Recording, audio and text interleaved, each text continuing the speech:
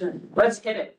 I want to welcome everybody. Thank you for joining us. This is the Executive Committee of Manhattan Community Board 1.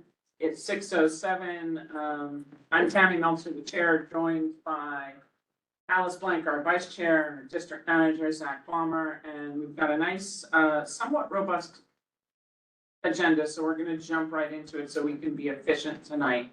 I want to welcome from DCWP. Please join us at the table if you don't mind, so we can hear you well. Miles, if you don't mind moving down one for them. We're also joined with, introduce yourselves, and then I'll ask Dr. Cruzes to introduce yourself and our NYPD friends. Issue a little bit. So here's, I'll lay out the issue and then we'll do introductions. Thanks, Zach. I think everybody's seen the reporting of the issues that we have around the battery. There is a reality that there are supposed to be 0 tickets sold around the sidewalks of the battery because the battery park, the parkland extends to the curb, all the way to the outside curb, which means when you get out of the subway, there should be nobody there. The bike lanes, nobody there, because all of those are around inside the park, technically. So that means that all vending around the battery, including in Peter Minuit Plaza, is actually illegal. Which is great for us to all know. Enforcement is an interesting subject. We were there on a walkthrough when Captain Rosenthal was ahead of the first. And I kid you not when I tell you, as soon as NYPD left, you saw people with like parts coming in and it was crazy. And the third-party ticket sellers, we had long conversations with, and they were all vending on the park side of the street. So we have seen massive news reports. WPIX did an expose and had a hidden camera and was told by one of the third-party ticket sellers that, oh no, sorry, Statue Cruises closed at 3 o'clock. It's true, they don't close till 4 on the day that they were there, and that the person was then taken, sold, and put on a bus and put uptown. There's been other instances where people were denied access to the park. Oh, I'm sorry, the park's under construction, as you can see. Oh no, don't go to Statue Cruises, we'll take you around the island. And most recently, there was also an article about a family over the summer where they got into the person's car, had them park illegally on the street, put them on buses, sent them uptown, and they didn't know where they were going. A neighbor and local state community resident found them trying to find their way back and actually helped her search and find her car and get her and her 2 kids home. So this is not getting better. We know that the battery itself has gone to the Parks Department and asked for PEPS enforcement. But we have a strong understanding that the way the system works is failing. Because you can't, it becomes whack-a-mole. You can't have the police stationed there 24/7. And even after the numerous amounts of tickets, nothing's changed. In fact, this year, according to what the gentleman from Statue Cruises reported on the news, is actually worse than last year. So it's a system that we want to talk to DCWP. We have our own thoughts about what we think needs to be improved for both the consumer, protection of the consumer, protection also to try and get some rules and regs in. So that's kind of where we are. We've tried to attach this through many different ways and it's not working. So we've asked DCWP and really appreciate your partnership in coming to talk to us. And with that, please introduce yourselves. Yeah, absolutely. Hi, everyone. Thank you so much for having us. I am Haley Radiker. I'm the Director of Legislative Affairs. And Miriam Aldana, Director of Community Affairs. so just want to take a step back and kind of lay out what we do in terms of ticket sellers. So firstly, we license over 45,000 businesses across the city, 40 different industries, including ticket sellers. There are a number of different requirements ticket sellers are required to follow, and prohibitions. I'm sure you're familiar with a lot of them, displaying their license, prohibited from making fraudulent statements, vending in some of the prohibited areas, as we discussed. And, you know, we first off want to say we encourage everyone to check out our website to see what requirements they're required to follow, all the different rules and regulations. I'd also be happy to share that with you all. And you also are welcome to come to our office with any of these issues. So right now, there's about 350 ticket sellers licensed with us. And so far this year, we've received 65 complaints related to them. These complaints range in terms of issues, and not all of the complaints are within our jurisdiction, unfortunately. So we do look into each consumer complaint that we receive, and we attempt to mediate it for the consumer, if it falls within our jurisdiction. And when we do see patterns of complaints, our Consumer Services Division will flag it for our team of attorneys to start an investigation. As I'm sure you all know, much of the on-street enforcement is done by our partners at NYPD. Our inspectors are unfortunately not peace officers, and we're really just not equipped to handle the on-street enforcement. NYPD has been robust in their enforcement of this, and I understand that the issue is ever present, but seem to be very well equipped to handle at least much more than us. Definitely understand how serious the issues that everyone has been seeing with the ticket sellers are. We have been in discussions with the community board, and the elected officials trying to work towards a solution. We most recently have been in discussions with Councilmember Marte, writing some legislative proposals to actually fix the license category, because as you mentioned, what is going on currently is just kind of failing. So we are working through that right now with some legislative proposals, and we're really supportive of those. Very much looking forward to partnering with Councilmember Marte on getting those through. Can you talk a little bit more about that? Because Yeah. we have a list of issues that when we walked with NYPD that we saw, Mhm. not limited to, not everybody has ID. They have what they call fluffers, escorts. Mhm. And we were told, and you have to tell us if it's correct, that they're not required to have ID, only the people who handle the money are. That would seems like a loophole that I would have to discuss with our lawyers to see if that's true. I very highly doubt that. Anybody that is actually vending the tickets in a public space is required to have a license. They're not vending, they're escorting. So if I met you in the hallway, I would say, Haley, it's lovely to meet you, and I would walk you to the door here, but I'm not the one selling you the ticket. I'm part of the process because I'm a recruiter. Yeah. Or an usher or whatever, or I'm the one who takes you from the ticket seller and walks you over to the bus. Okay, So that's, for us, if you're part of the process, you are employed, you should have ID. Yeah.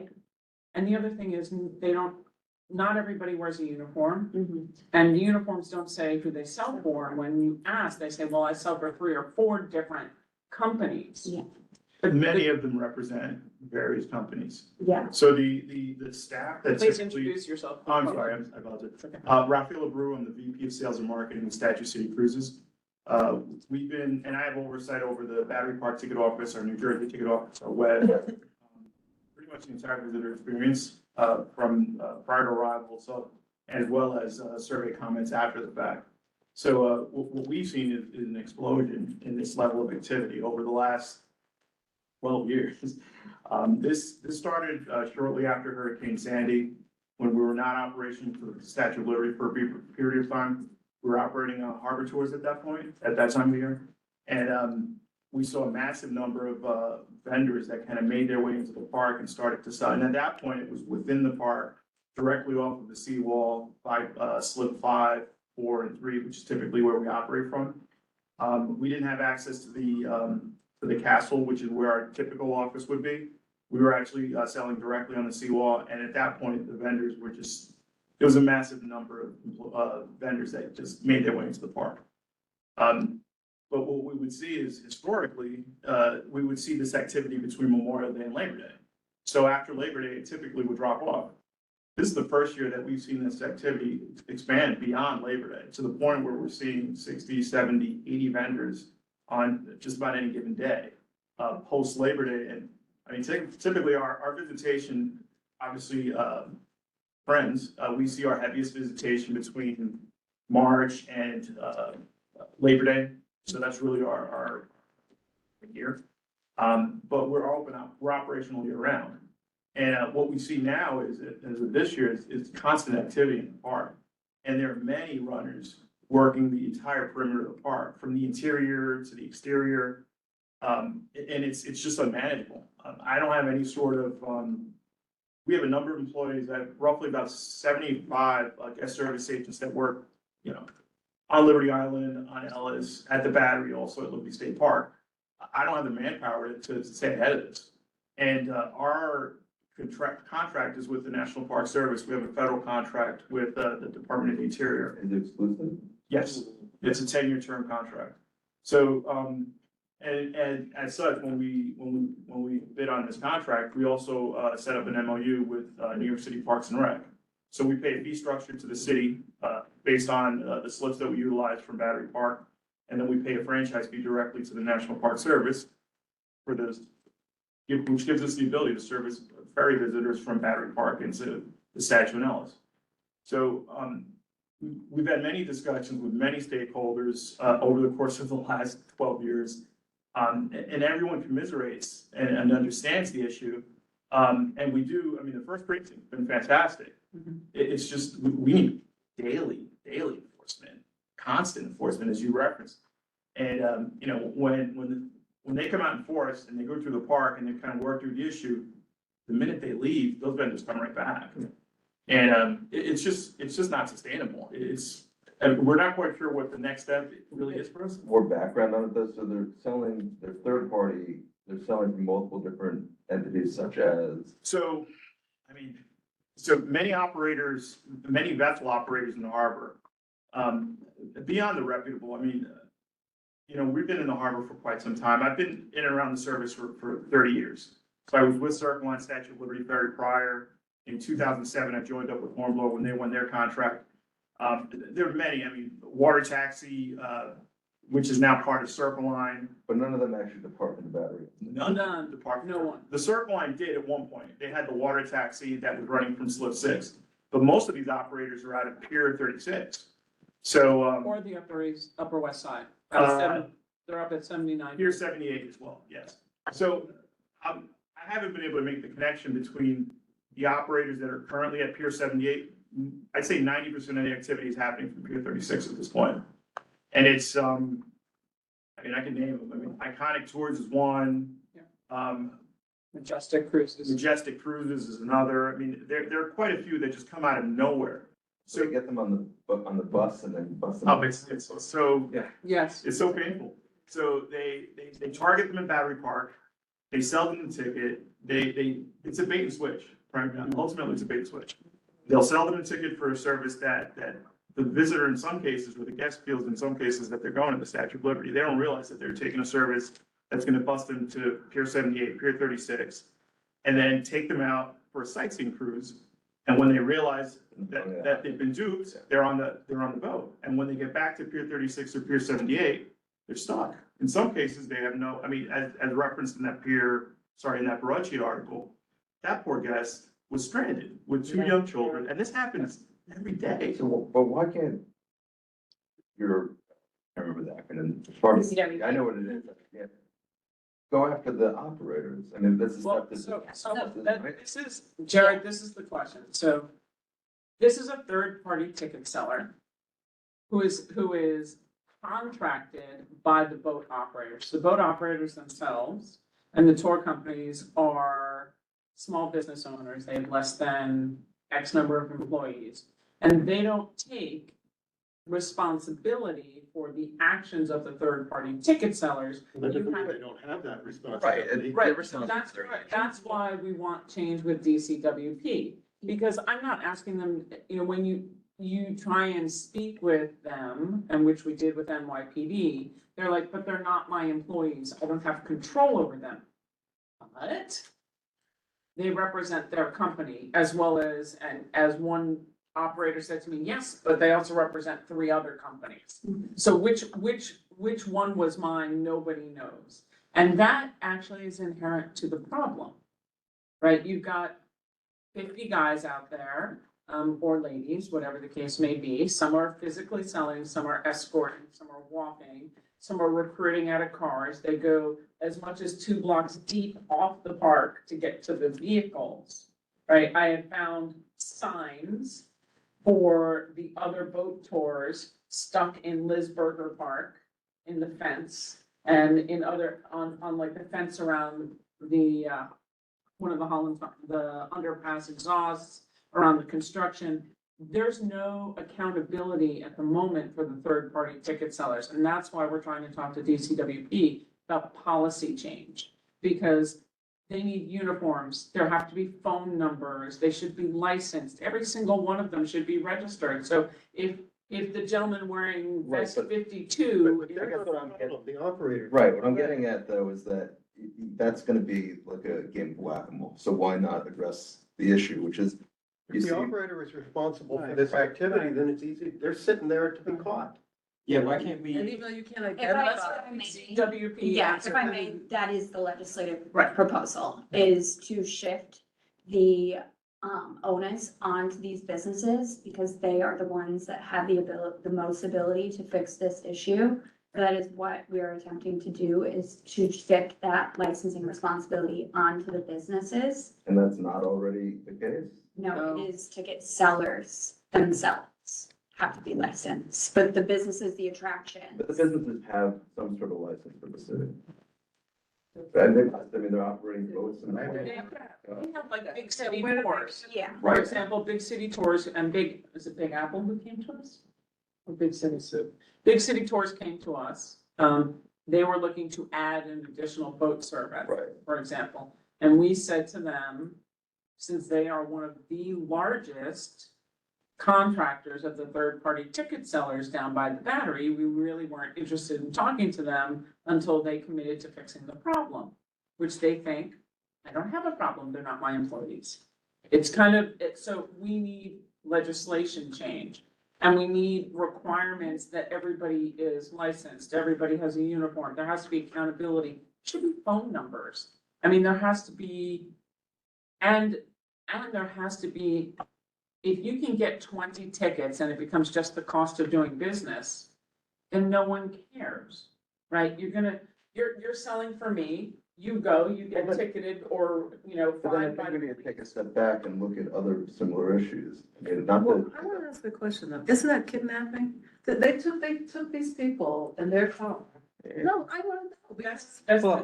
That's. Officer Miles Lehman, First Precinct, it was kind of what I was speaking about before, for us to arrest you for something like this, the charge is typically fraudulent accosting.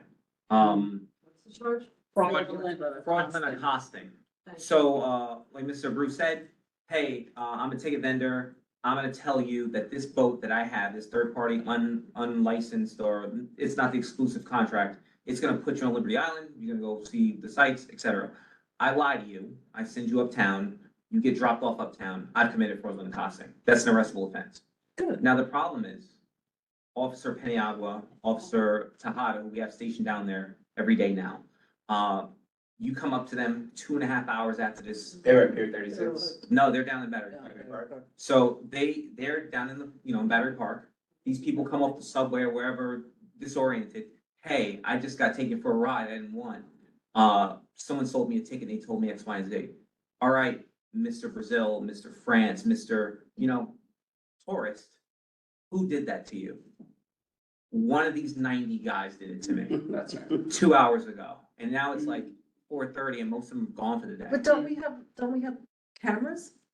Down No, the that's park? not gonna help. you. I mean, The question is. There's whether some all around, but now that's like a full detective investigation for what results in a misdemeanor arrest. That's a DATable offense for. I mean, I hate to $50. make more work for you guys. No, but- it's not a matter of work, but I'm just saying like, oh, well, you know what? I got a flight tomorrow. Well, the reason I'm saying this, because I've lived it. Yeah. What we were doing at the time, back before COVID, when we were like really in there a lot and we had like 6, 7, 10 cops down there, we would have were basically an undercover cop down there. And he would play up whatever accent he wanted to, and he'd get them to just do their pitch, and their pitch 90% of the time was a lie. And he'd walk away, that guy's good to go, now we have an excellent witness as a police officer, and we make our fraudulent accosting arrest. We'll do that by Peter Minuet Plaza, and by West Street in Pier A, Good. you're robbing somebody else. So it was a lot of work that wasn't getting the results we wanted. I got stats for the last 28-day period for what we've been doing down there. 505 311 calls, 10,000 911 calls, 132 arrests. For what? Complaint Just down there for this? for Battery Park from the top to the bottom, but it's in general, like, it's tough to get, you know, each one. Could you Yeah, say just those in numbers again? Oh, gosh, I'm sorry. I'm sorry, for the 28-day period in Battery Park, it's 505 311 calls, 10,000 911 calls, 132 arrests, and I'm not saying it's for these guys. Right. Just in general, like I said, it's kind of hard to narrow down what these things for. But 45 C summonses or criminal court summonses and 179 oath summonses. Now, the 179 oath summonses, more likely than not, are for vendors. Yeah. That became the new tool with the criminal justice reform. So we got the people who got kicked off the Brooklyn Bridge, who decided to take up, you know, shop down in the park, and then we have the ticket vendors. Those are the primary people, you know, hot dog carts, ice cream trucks too. But that's in 28 days. So that's kind of my point back to DCWP. 179, it's the cost of doing business. Yeah. So people don't care. There has to be some kind of I know that we don't want to penalize people who are trying to make a living, but if you're breaking the law while making a living, then you need to pay the consequences. If you were in any other job, you would pay consequences. So where do the consequences come through, and how do those get changed through legislation? Yes, so that was the other portion of it, is shifting the burden of licensing onto the businesses, on the attractions, third parties. And with that would come higher penalties to actually attempt to deter the bad conduct, because we know that a lot of times it is some of the third parties that are actually encouraging the aggressive conduct and vending that is happening in Battery Park. So Ticket sellers. what is the higher penalties that we're talking about, so we can understand? That is still being established right now, but it would be something that would actually attempt to deter the conduct. Like Because right now it's suspension of obviously, license? that is something that we could look into. That is something that we're trying to figure out how to do. It's not as easy as just pulling someone's license for one bad conduct, or obviously there's a due process, and, 100%. there's Well, how long? multiple violations and adjudications that would have to take place in order to be able to do that, but that is certainly something that we want to be able to do. Jared, and then Alice, and then Pat. I was gonna say that, not to take us off track here, but I would like to see the legislation sort of more broadly against this type of structure. Because frankly, you have the same thing with Amazon and their subcontractors throughout the city. And if you pull any of those license plates, they all have thousands of dollars of judgments against them with no seeming penalty against it. So what is missing here is that you have these workers who are trying to make a living, and they're basically being exploited by these companies in one form or another. And it's not just this one industry. So I would like, there's gonna go through the motions of legislating about this. I would like to see broader protections for a larger class of. I also have Hope Cohen on the line, who is from the Battery Conservancy. So we just moved her to a panelist. I'd like her to go after Jared, because she's ops manager. I'm my next son. No, I'm gonna let Hope go, because sorry, I promised her. Hope, go ahead. Hope. Okay, I can unmute myself now. Hi, Hope Cohen from the Battery Conservancy. So I'm going to throw out there something that I'm already hearing from this conversation is probably not going to be received well, but I really just have to go to the question of a blackout zone. The way the vending works right now, as you heard Raphael referenced is that it's in and Hammy is about what happens in the park, where in the park actually does also include the bounding sidewalk. That is all parks property, and vending is not allowed other than through Parks Department vending licenses. The Parks Enforcement Patrol is not capable of enforcing against this activity.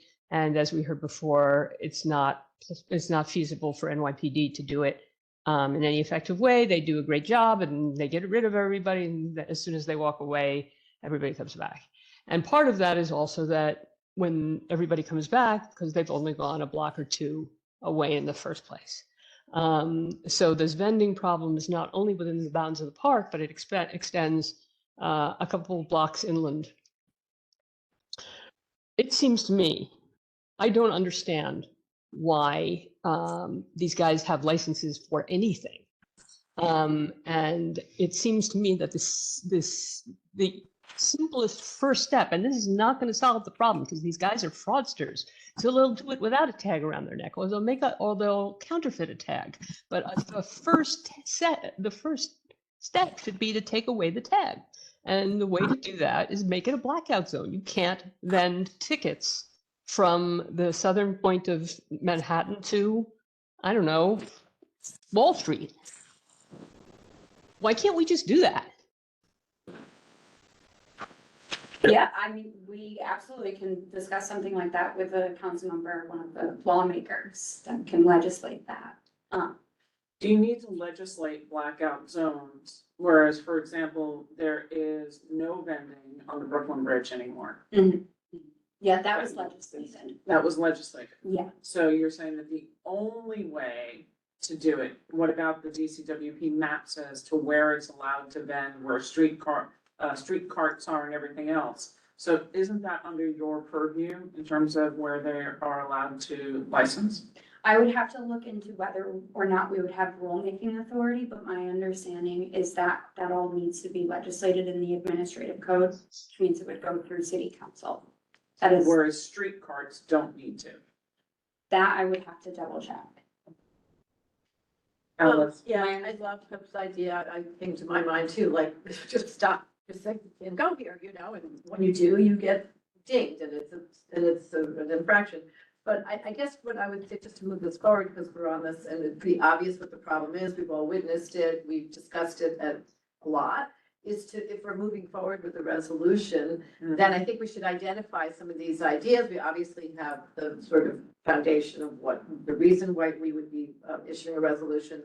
But it would be very helpful to have a much more accurate understanding of what you and the council member, if it's only one council member, Marte, are working on in terms of legislation, so we could better evaluate this and tailor our resolution accordingly. If you can provide that to us, I think it would be helpful. And then maybe tonight we can hash out a few other things we would want to include. I don't know if you can elaborate a little more on the legislation. It's a little gray to me. What exactly it says. What it's going to. Because it's Councilmember Marte's legislation, I can't get too far into the details. But what we know about it is that it would shift the licensing requirement, which means that the entire burden and the violations would be placed onto the businesses that would be holding the license rather than the actual individuals that are out there, which we hope would deter the conduct, deter them from encouraging the ticket sellers in Battery Park from the actions that they have currently been taking, and then also increasing the penalties that are associated with any of the violations. Can we actually say that we think that their licenses should just be pulled, period? That the process should be shut down as it currently exists? And the program ended. So if you're boating out of 36 and you're selling over by 36, but you're not, there's no more third-party ticket vendors.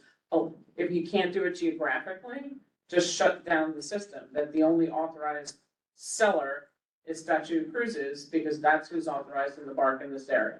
How can you keep people from doing this? I mean, what? I just don't pull their license is the question I'm asking. Can you Yeah, pull the but- license for that area? Again, we can't just, How do you put people out of business? revoke people's licenses Yeah. without due process. Yeah. Which process isn't working, Pat, and then back to Well, Jerry. due process, not the process. Yeah. I guess this might be naive of me, but I don't understand why, number one, so most people don't know that this problem is happening. I don't understand why there are not stories in the news. I don't understand. There were. We share. People know, No, why? even. Well- Concierge, Tourists. you know, yes, Because it's exactly, and they go through hotels, the concierge at the Because hotel. NYC and Co does not wanna have it known that it's a But that's- dangerous local. They don't, yes, it is a problem. But you're not gonna overwhelm that, because you still want people to get to the park, to get to Statue Cruises. And as much as Statue Cruises partners with the hotels, which I'm sure you do, correct, sir? Right, to sell tickets directly, We don't want you, but we want the other vendors who are out of 36 instead of here. We want people to know that this has occurred, that people have been kidnapped, basically. It's hard to communicate that to foreigners that are here for a limited amount of time. right? Just something that the concierge, Are always. you know, Saying they could be from a hotel anywhere in the city. that's why it What should can be be done. done, at that point, what can be done from an information campaign? Right. Exactly. Information is. Signs? There are signs. There are signs. How many? So, but you can Multilingual. they can be, Yeah. you know, There are they don't signs in necessarily have multi-language. English. Hold on. We're There are signs in multi-languages in the park, they're yellow signs that specifically say the only authorized seller to get to the Statue of Liberty is Just Statue so clear. Cruises. And you'll see a third-party person selling next to that sign. Sign. And, I think it has to be an advertisement. and, well, and I mean, one of the other issues with the signs are, because of the construction, it is set up a unnatural choke point where they get steered at Puree, they get steered directly through a gauntlet of vendors. Back in the day, when I first got here in 13, when the one train was operating out of the ferry of that side, that was the gauntlet. That was it. You go through and you get inundated with it. So unfortunately, and that was before there were signs, so these guys, I mean, it's kind of common sense. You go to where you can only enter because there's a 6-foot wall blocking you otherwise. Can I- That's where the lies come. Can I ask another question for Haley? All of these tour operators and the third-party ticket sellers had then gone to DOT and gotten tour bus parking spots around the Battery, so they could then bus people out of the neighborhood. Is there any mechanism or conversations that you have that report the violations that come, like 179 violations, you get them for the ticket sellers, that end up going to DOT so they know that these operators who have the luxury of parking around the park are actually bad? We are constantly in communication with DOT. We work with them on a lot of different issues. I will have to double check on that. That might be something that a system actually needs to be established and legislated, whereas there needs to be some sort of point system between the two agencies. So currently there is none, and that would be something that we would want to put in, because by issuing the bus stops, you solve the problem for people. And because otherwise the bus is gonna be idling and illegally parking on a street somewhere else, but you're also then providing a pathway for them. So. Car. Okay. Yeah, okay. Go ahead, Brendan. A couple of questions. So you talk about this due process of taking away people's permits. What is that due process? Because these people are breaking the law, so we should be able to take away permits and eliminate them from this area. Second question is, so we're talking about legislative action. In my head, that seems like a long-term strategy. It's gonna take a while. We have a problem now. What's a short-term solution to this that you all could impact? Yeah, so to answer your first question on due process, it is similar due process as to any other kind of violation, but there needs to be multiple violations against the license holder, and those need to be adjudicated before we can even begin to, And how long is the Yeah, yeah. adjudication process? Is it a year? it ranges. The adjudication process definitely ranges, and all of the adjudication is done at oath. From a month to how long? Like, I'm sure a month is too short. It's a year on average. That I would have to check with oath. Once the violations are issued with them, they handle the actual adjudication process. I would say probably between a month or two. And I'm sorry, can you? Long-term versus short-term options that y'all can impact. Yeah, I mean, we are definitely attempting to push this legislation in the short term. So the next 6 months? That is the goal. Again, this is something that is being done by city council.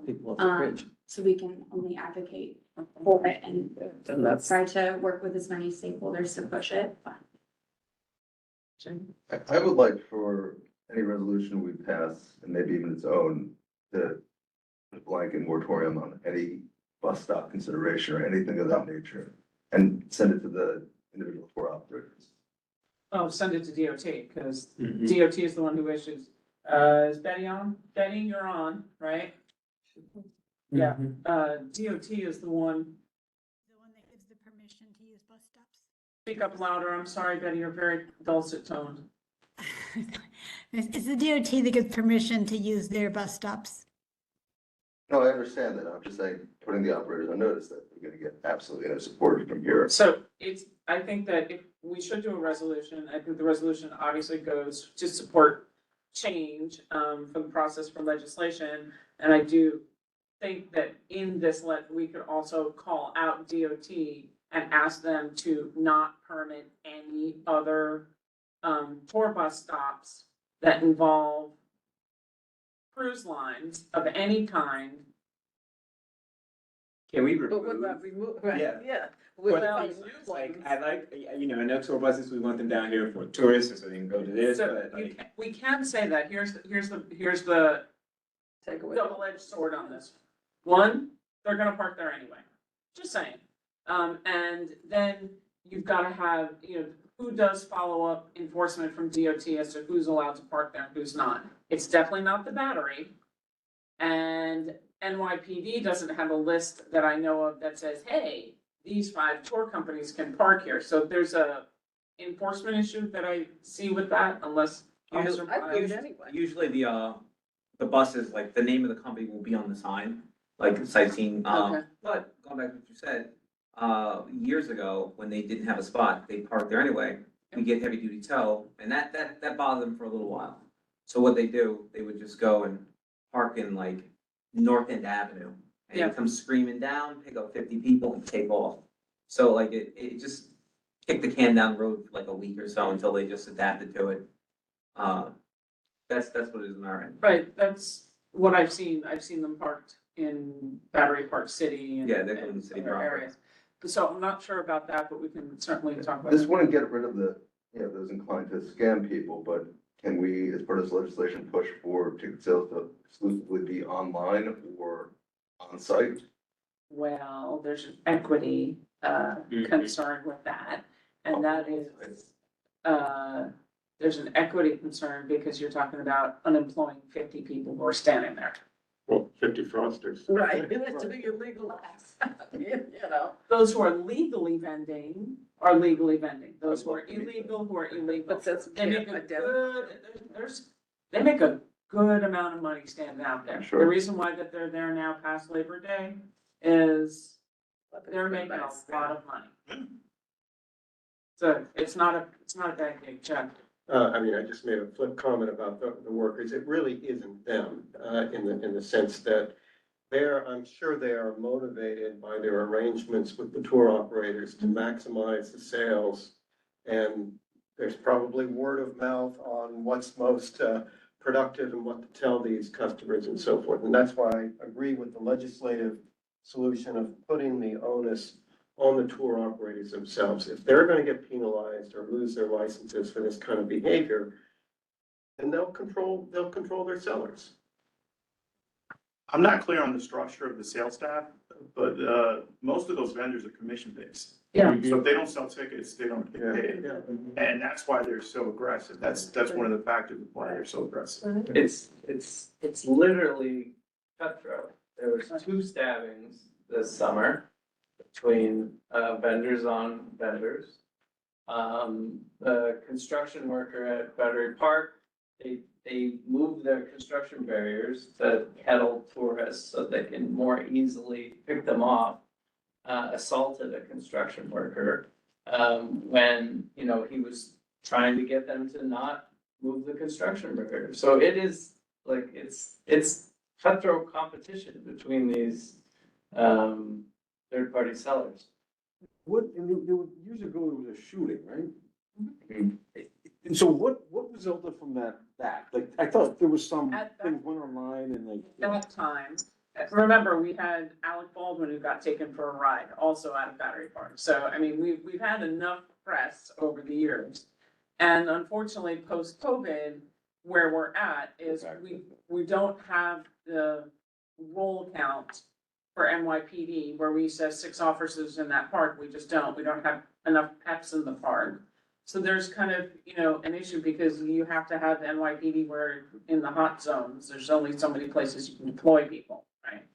And then the other thing is we have an issue because they're still vending on the sidewalks. They don't follow the rules. So how do you get to the third-party ticket seller and the tour operator and enforce the rules? Years ago, there wasn't stuff out of Pier 36, right? I mean, that pier was undergoing construction, Correct. so that was. That's new.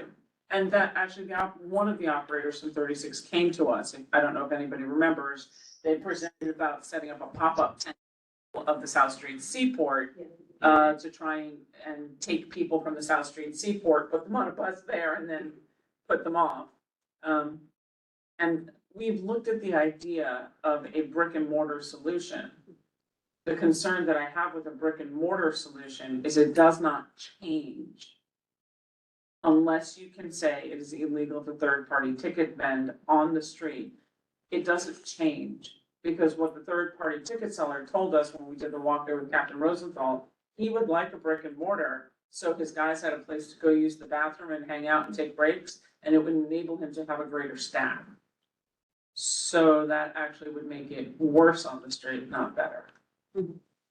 So whatever we're talking about, that should, you know, unless you can say you can only vend out of this location.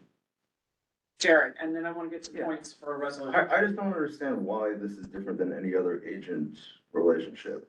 I mean, we're saying that the companies aren't responsible, but these individuals are acting on their behalf. And So it's like Uber, to where we force them to take, and I'm a former Uber employee, like force them to take ownership of their contractors. Why can't that be applied to these vendors? That's exactly what the legislation would do. And that's where, thank you for wrapping that back to where we need to go. Let's talk about points for resolution. So one of the things that Haley said was that the responsibility for licensing and conduct, right, would shift onto the tour operator from the third party, right? Yep, onto the business themselves, yep, And we said there would be higher penalties associated with the misconduct, correct? associated with misconduct. And we said including not limited to eventual license law. What do you call that? Revocation, thank you. Including coordinating, we'd like to ask for DCWP to do better coordination with DOT and provide updates on infractions from both and you guys. And then there should be some framework set up that says you have 179 infractions in 28 days, you lose your bus stop. Right? I hear that. So including license revocation, bus stop revocation. That one would, I think, would have to be discussed more closely with DOT. But there's got, there has to be something, you have to feel the pain. If you're taking people off the streets and putting them on your buses and taking them out. Susan, I can't hear you, I don't know who she's talking to. All right, then that's a problem. You're basically using the buses fraudulently. I absolutely hear you. Okay, Can we consider the blackout zone?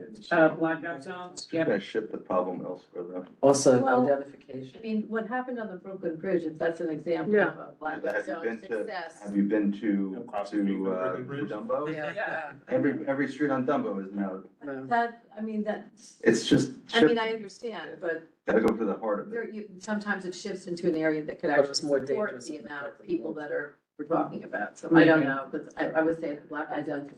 Closer to the actual, Yeah, let's talk Play into blackout. residential. closer to the actual boats with. Right, exactly. Yeah, consider blackout zones, ID for all, period. Yeah, that is a requirement currently. Uniforms for all. But what's the That is penalty, also- what's the penalty if that? I mean, there has to Then be you're- once again, the enforcement penalty. mechanism with teeth. Yeah, of course, there is a penalty So do they associated with now? it, which is why in the legislative proposal, we're proposing 2 increased penalties so that there are actually teeth to deter the conduct.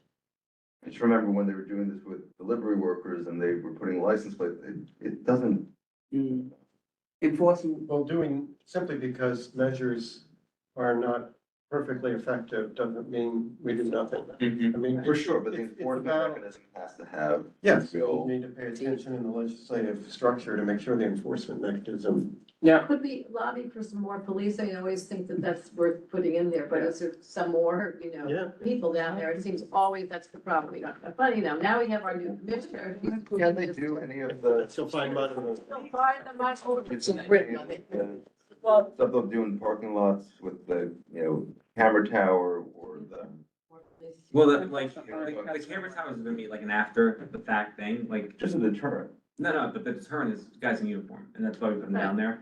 Like, I've talked to the guy before we had this meeting, and like, the biggest thing that they become are like, almost like judges, where it's like, hey, this guy feels like this happened to him, he wants his money back, which he's a tourist, he doesn't want he wants his money back, that's what he wants. Right. So they'll listen for the most part, 'cause that keeps the heat off of them, where they give this person their money back and refund it, but if that cop's not standing there, the camera after the fact, that's for the detective squad, for this guy who's in, Belgium at this point. yeah, Right. unfortunately, the only time you're gonna get, based on what we've seen, the only time you're getting down to the detective squad investigations is if there's been a stabbing, there's been a Right. this, there's been a I'm that, not, or it's a local. I'm not suggesting that it's prosecuted in that way. I'm saying that it has a deterrent effect. Yeah, I think, There are eyes on it.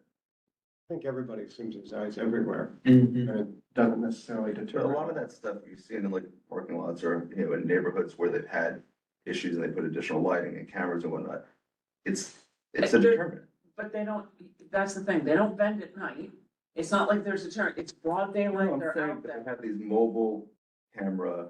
That's what I was saying Yeah, earlier, it's like right. there No, are we cameras. have the, I don't forget the name, like the pole cameras, that's what we call them. Yeah, Yeah, But we would use something like that, like let's say in Soho, so we could like see guys running in a Louis Vuitton for these grand larcenies. right. The fact of the matter is, even with all the 911 calls I mentioned and whatnot, the majority of what happens in Battery Park are violation level, maybe misdemeanors with the fraudulent accosting. But the 61s or police reports actually aren't a lot, like there just aren't a lot of sure. where people aren't getting mugged and punched when they, which has happened. We know that's happened. You don't want to take it, why not? And you get hit, they take your phone, I'm gonna take your phone. That's actually very limited when that happens. Yeah. Even the slashing, the structure work, all that stuff is very limited. So the pole cameras, like, they're just gonna play the whack-a-mole game. All right, I might get caught, I might have to give this guy his money back.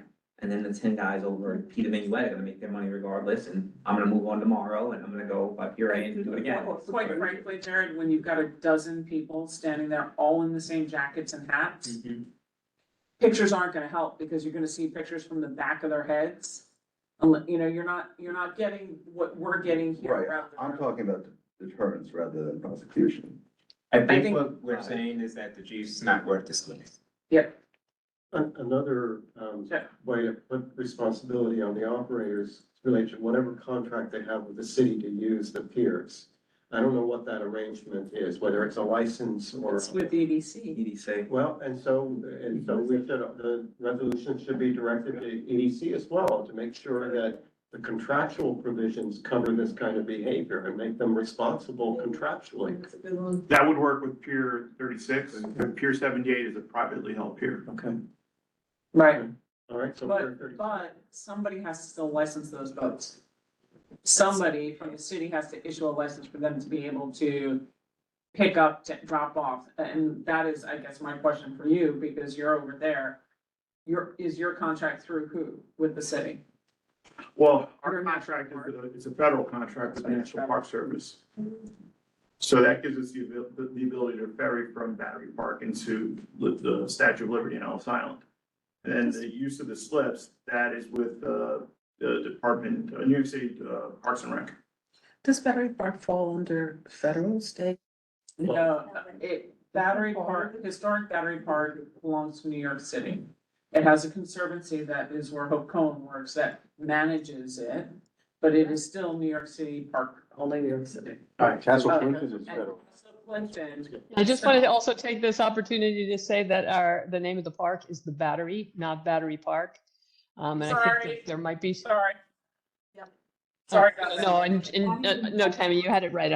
There were some others who did not, and I think also that there may be some confusions about some of the statistics in the use of the words Battery Park, because that could encompass Battery Park City. Anyway, the name of it is the Battery, but I think what we have with this situation is, of course, we have large scale fraud questions about that we've discussed about kind of shepherding people to other places and where they didn't expect to go to have their tour. But there's also there's been some discussion here of the threats and harassment and even violence. And there's also the other pieces of fraud, like you can't enter this New York City public park without paying a fee, or it costs $100 to get onto the Staten Island ferry. So we have all that going on as well. And this is why I keep coming back to there needs to be a blackout zone. And I know the blackout zone won't fix everything either. But the nature of this situation is that these guys have their vest and their official looking tag, which again, I understand will probably be counterfeited if they are prohibited. But it's, even, I'll tell you, frustrating from my point of view, from my staff's point of view, because my staff, along with park staff and everybody else, gets harassed also, occasionally threatened also. And it is our concessionaire staff also, that, all we can do, we're told, is to call 311, or if it really is a life issue, to call 911. And we're, somebody on the panel had talked about, or maybe it's the officer, talked about locals and tourists.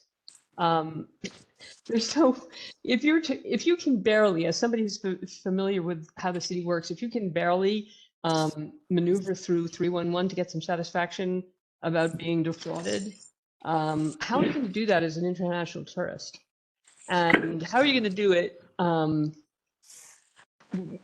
without knowing what's allowed and not allowed, without knowing that, no, you didn't have to pay $100 to get on the Staten Island ferry. So it is, I understand that there's this whole thing about due process for people who are making a living on the street, but no, there's a lot of crime here. It may be low-level crime from the point of view of the police department, but it is actual crime. If somebody is going to pay $100, is told to pay $100 to get on the Staten Island ferry, they are being robbed. Yeah. So Hope, here's the thing. I think what we can do, because we want to help DCWP, let's be really honest about this. We want to cite conversations like that and add in here about charging for the Staten Island ferry, harassing, is the right word harassing? Yes, staff? harassing, threatening visitors, employees, concessionaires.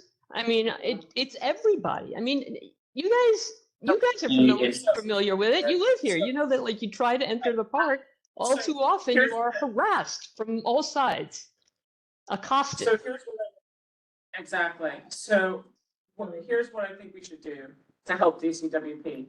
we're gonna do the community board resolution, and we're gonna ask for everything, which includes losing licenses, blackout zones. We'll just ask for everything, because we know we're not going to get everything, but let's be as egregious as we can.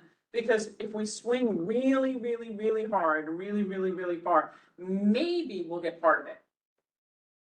Does anybody have any objections to adding everything that we've talked about thus? Or more like publicity? Yeah, I was gonna say.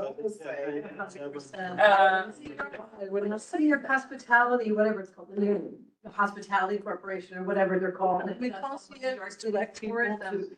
You know, these should be such a simple thing that it. Okay, so who's doing the advertising campaign? Because we're now asking New York City to do an advertising campaign. Whoever does. The Alliance. NYC. No, NYC. You know, NYC income. public service announcement, don't buy tickets from a. You go to the airport and now people know that they aren't, you know, they have to get a taxi and they know what it's gonna cost and all that. Right, okay, so public service announcements, Yeah. on public transit and cabs, gotcha. And again, hotels, the concierges send tourists on, you know, they have these books that tell you sites to see. What are Gotcha. those books they can have? What else? Brendan, I'm going around once, I'll get to you once. Brendan, anything? Officer Miles, anything you want me to add? No. Anything you want me to add? Derek? And promoting this at the subway stops would be beneficial. I've got subways on That's a there. good. Yep, there should be a huge campaign thing in the back, in any stations near Battery. And bus stops. And the ferry. Go ahead. There's, looking at the DCWP website and, the license searches, if you search on these tour company names, there are a bunch of them listed in the Battery on your map and everything. And a lot of them say that they do not currently hold a DCWP license. How? Are you saying that you have seen No, I people just- at the Battery? No, I just looked Yes, on your website. so if it's possible that maybe they were formally held a license with us, I'm not sure I understand your question. I can show you that. It's okay. Okay. Yeah, if you can connect. Anything else, Jared, you want to add No, to it's this? good. Jared? On the subway, make sure the 2-3 Wall Street stops added to that. Every. You said right near the park, so that's the last, yeah, that's not, people will take down. Tourist areas. Anything, like if you got off in Bowling Green, if you got off somewhere over by anything that actually, Anything Grand Wall Street Central stops. Station. Staten Island Ferry, exactly. I said the ferry, I said Link NYC, taxis. Elizabeth, anything? The buses.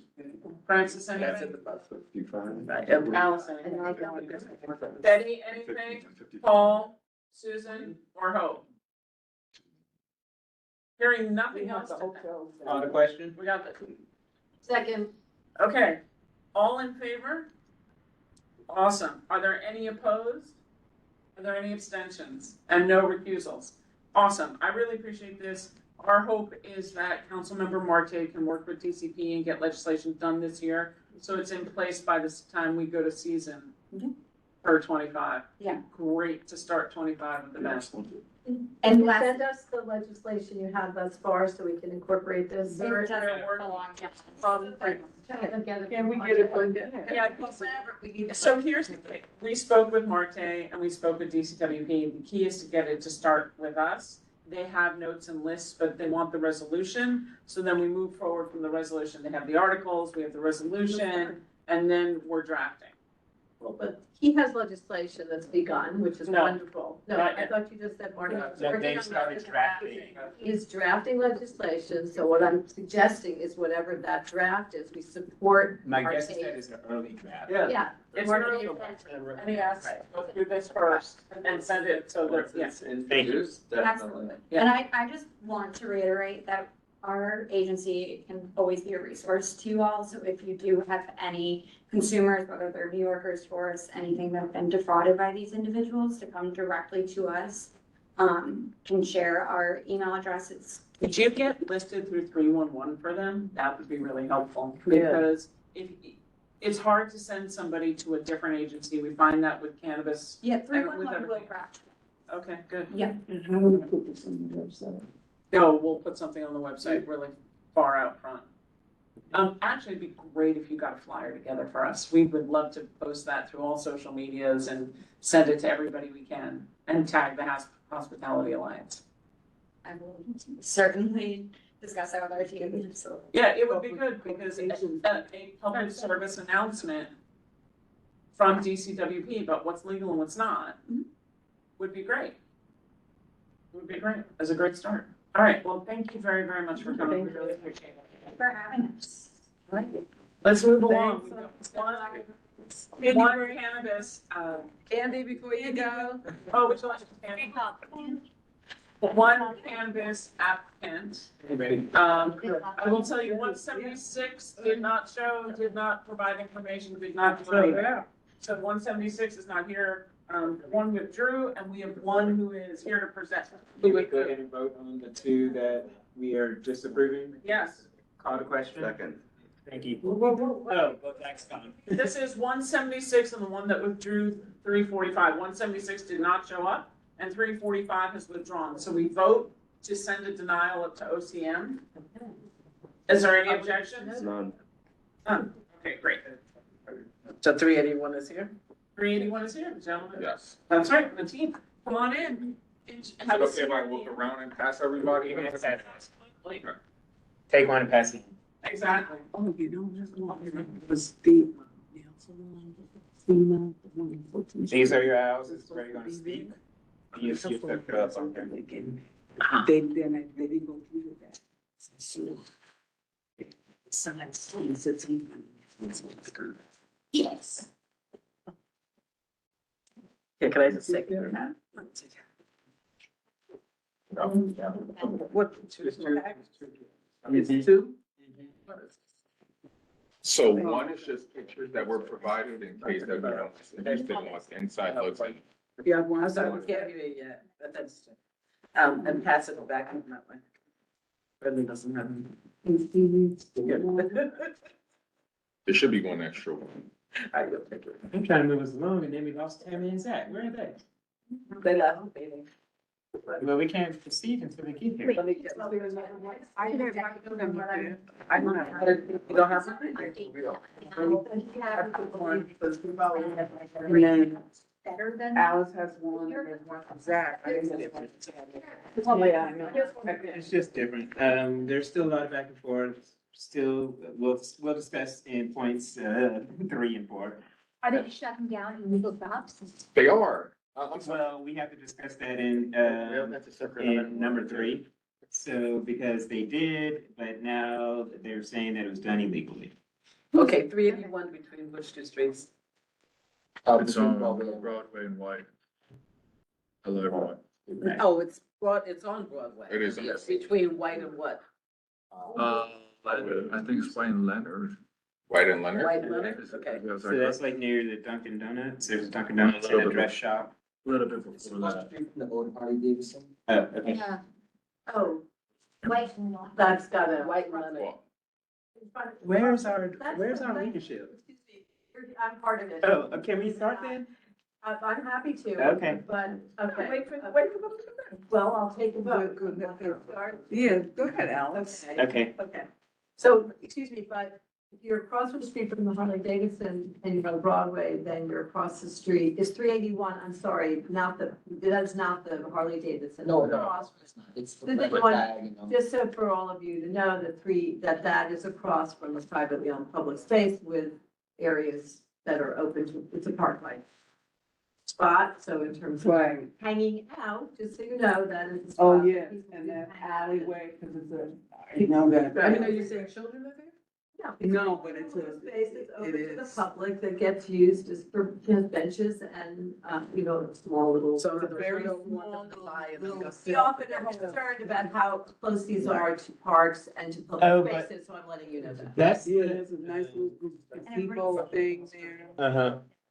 So, yeah, well, that place actually has a doorman that is pretty, vocal about like just smokers. And so I don't have that as much worry about it. I also wonder if, so one, usually what we do is have you introduce yourselves, talk through what you want to talk through, and then we'll pepper you with questions. So, Sure. So I'm Jorge Vasquez. I'm the attorney.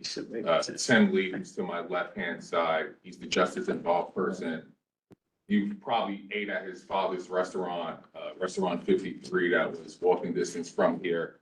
His grandmother is at the senior house. St. Margaret's. St. Margaret's, right from here. He went to high school in this district. He's born and raised in Manhattan. But I'll let him tell his story.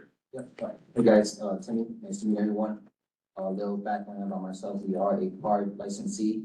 So a little context on how we actually got this license. About 15 years ago, when I was 14 years old, I was incarcerated for actually smoking marijuana in Columbus Park, right behind us, actually. And with that opportunity, 3 years ago, card came out, right? And the qualification was that you had to have been incarcerated or arrested for marijuana, and you had to have a legal business that's profitable for 2 years. So I went to school at St. John's University where I studied cybersecurity, where I actually received my MBA as well in administration. And during COVID in 2019, when there were layoffs, I opened my own cybersecurity consulting company, which is Cybernetics NYC LLC.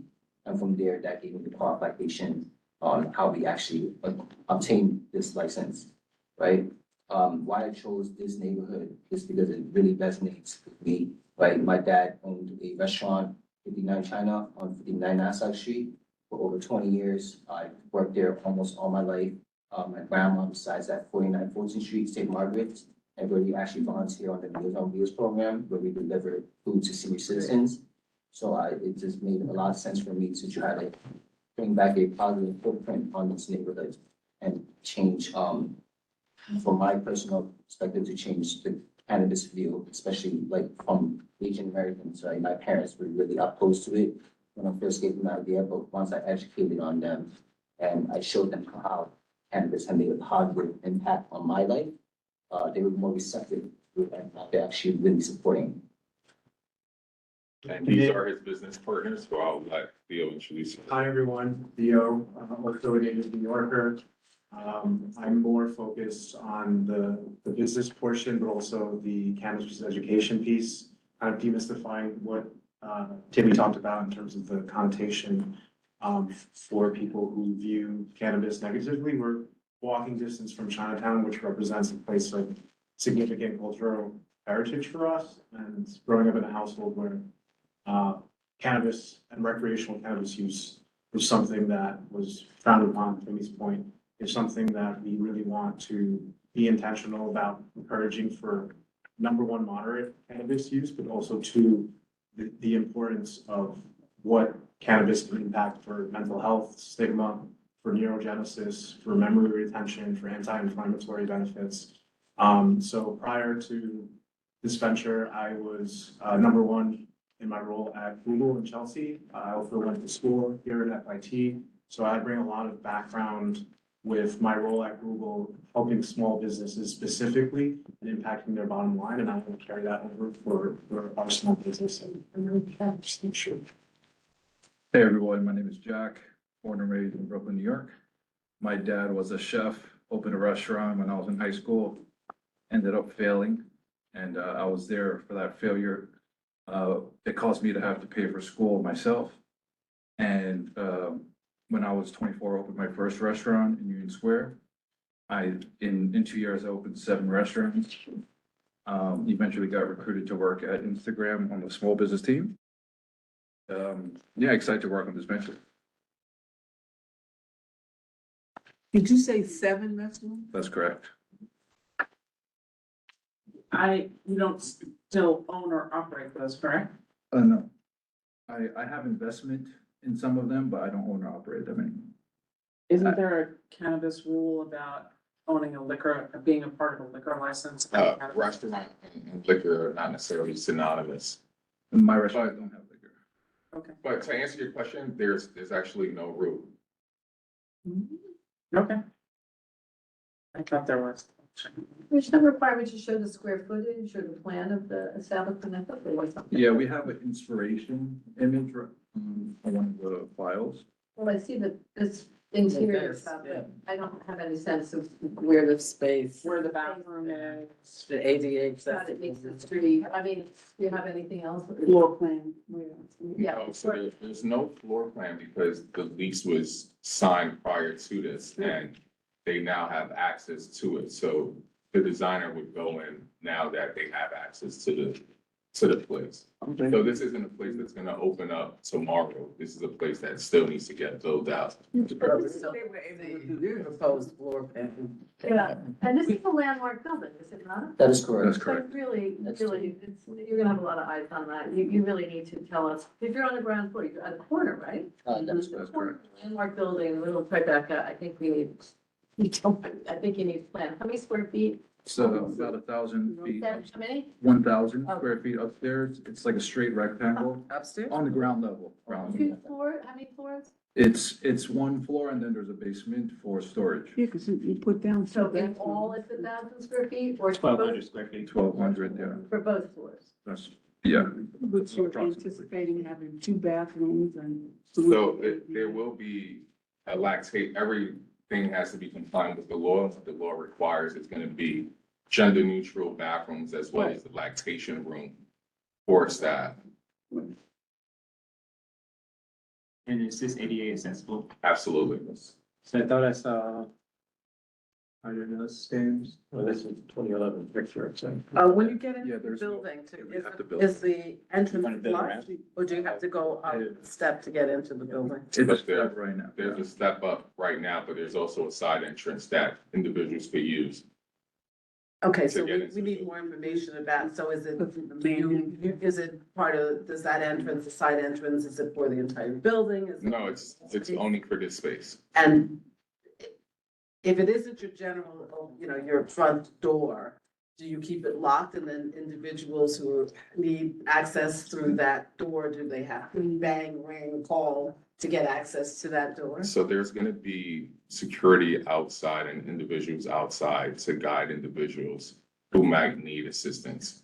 But because it's a landmark building, as you could imagine, you can't just go. Can't change it. Correct, I just want to identify this is no different than any retail correct. in Soho and Tribeca. I mean, they all have signs and doorbells and, To say if you need assistance, Yeah. do this. I would say the difference between them and other retailers is that they're gonna have staff and paid security outside of the store to guide individuals. e-bikes. Isn't that? No e-bikes. Right. And where are you storing your bikes? Because you said you're doing bicycle delivery. Yeah, it's gonna be in the basement. But those are pedal bikes, no e-bikes. And then, where are they picking up and dropping off? Like, what I'm getting at is, they all know this, I hate cyclists on the sidewalk. So where are your off cyclists gonna be, your delivery people? For a delivery people, since you brought that to our attention, certainly we won't have them in the sidewalk, but we go with them having parking, so that way they don't have to ride in the sidewalk and they can walk inside the store and walk. Well, please let them know, because it's illegal to ride. Yes, park their bicycles, meaning they could put their bicycles downstairs in the basement. Is there any residential upstairs? No, it's not. It's like The a whole art- building's commercial. What is that? It's like an art gallery. They're very, the art and furniture gallery. Now, your signatures, do you have did they sign? Yeah, this- So they have both Your signatures gallery. on this page, and then I believe it's, They have. yeah, they have an online petition. Vetted things, yeah. What's the address of this? 381. So I don't see any other 381 signed here. There's no residence. So the businesses. Oh, we thought we were targeted at residents. Yeah, our assumption was it was only for the residents. But they're. Do we need the other businesses in the building to sign? They don't The art gallery upstairs? They're really The art just- gallery, and they do furniture. I would certainly think it would do you well to approach them and have them sign for you. Good neighbor. Betty, do you have Betty? Go ahead. I was wondering, you say that they're going to park the bikes in the basement. Realistically, you're saying between deliveries, they're gonna pick up the bike, they're gonna carry it into the basement, they're gonna park it there until the next delivery. Then they're gonna pick it up and carry it up the stairs and use it again? That seems kind of. Well, there's actually, There's an elevator and there's a side entrance for their delivery people for the bikes. That's correct. So it's a little bit different than carrying in. It's more of like just wheeling it. And it's gonna be faster than chaining your bike to a pole. Also, again. Well, I think the other option would be to go to the DOT to ask them for some bike parking. Betty, go ahead, sorry, there's But talking. the other option would be to ask the DOT for some bike parking in the curb lane in front of the near your door.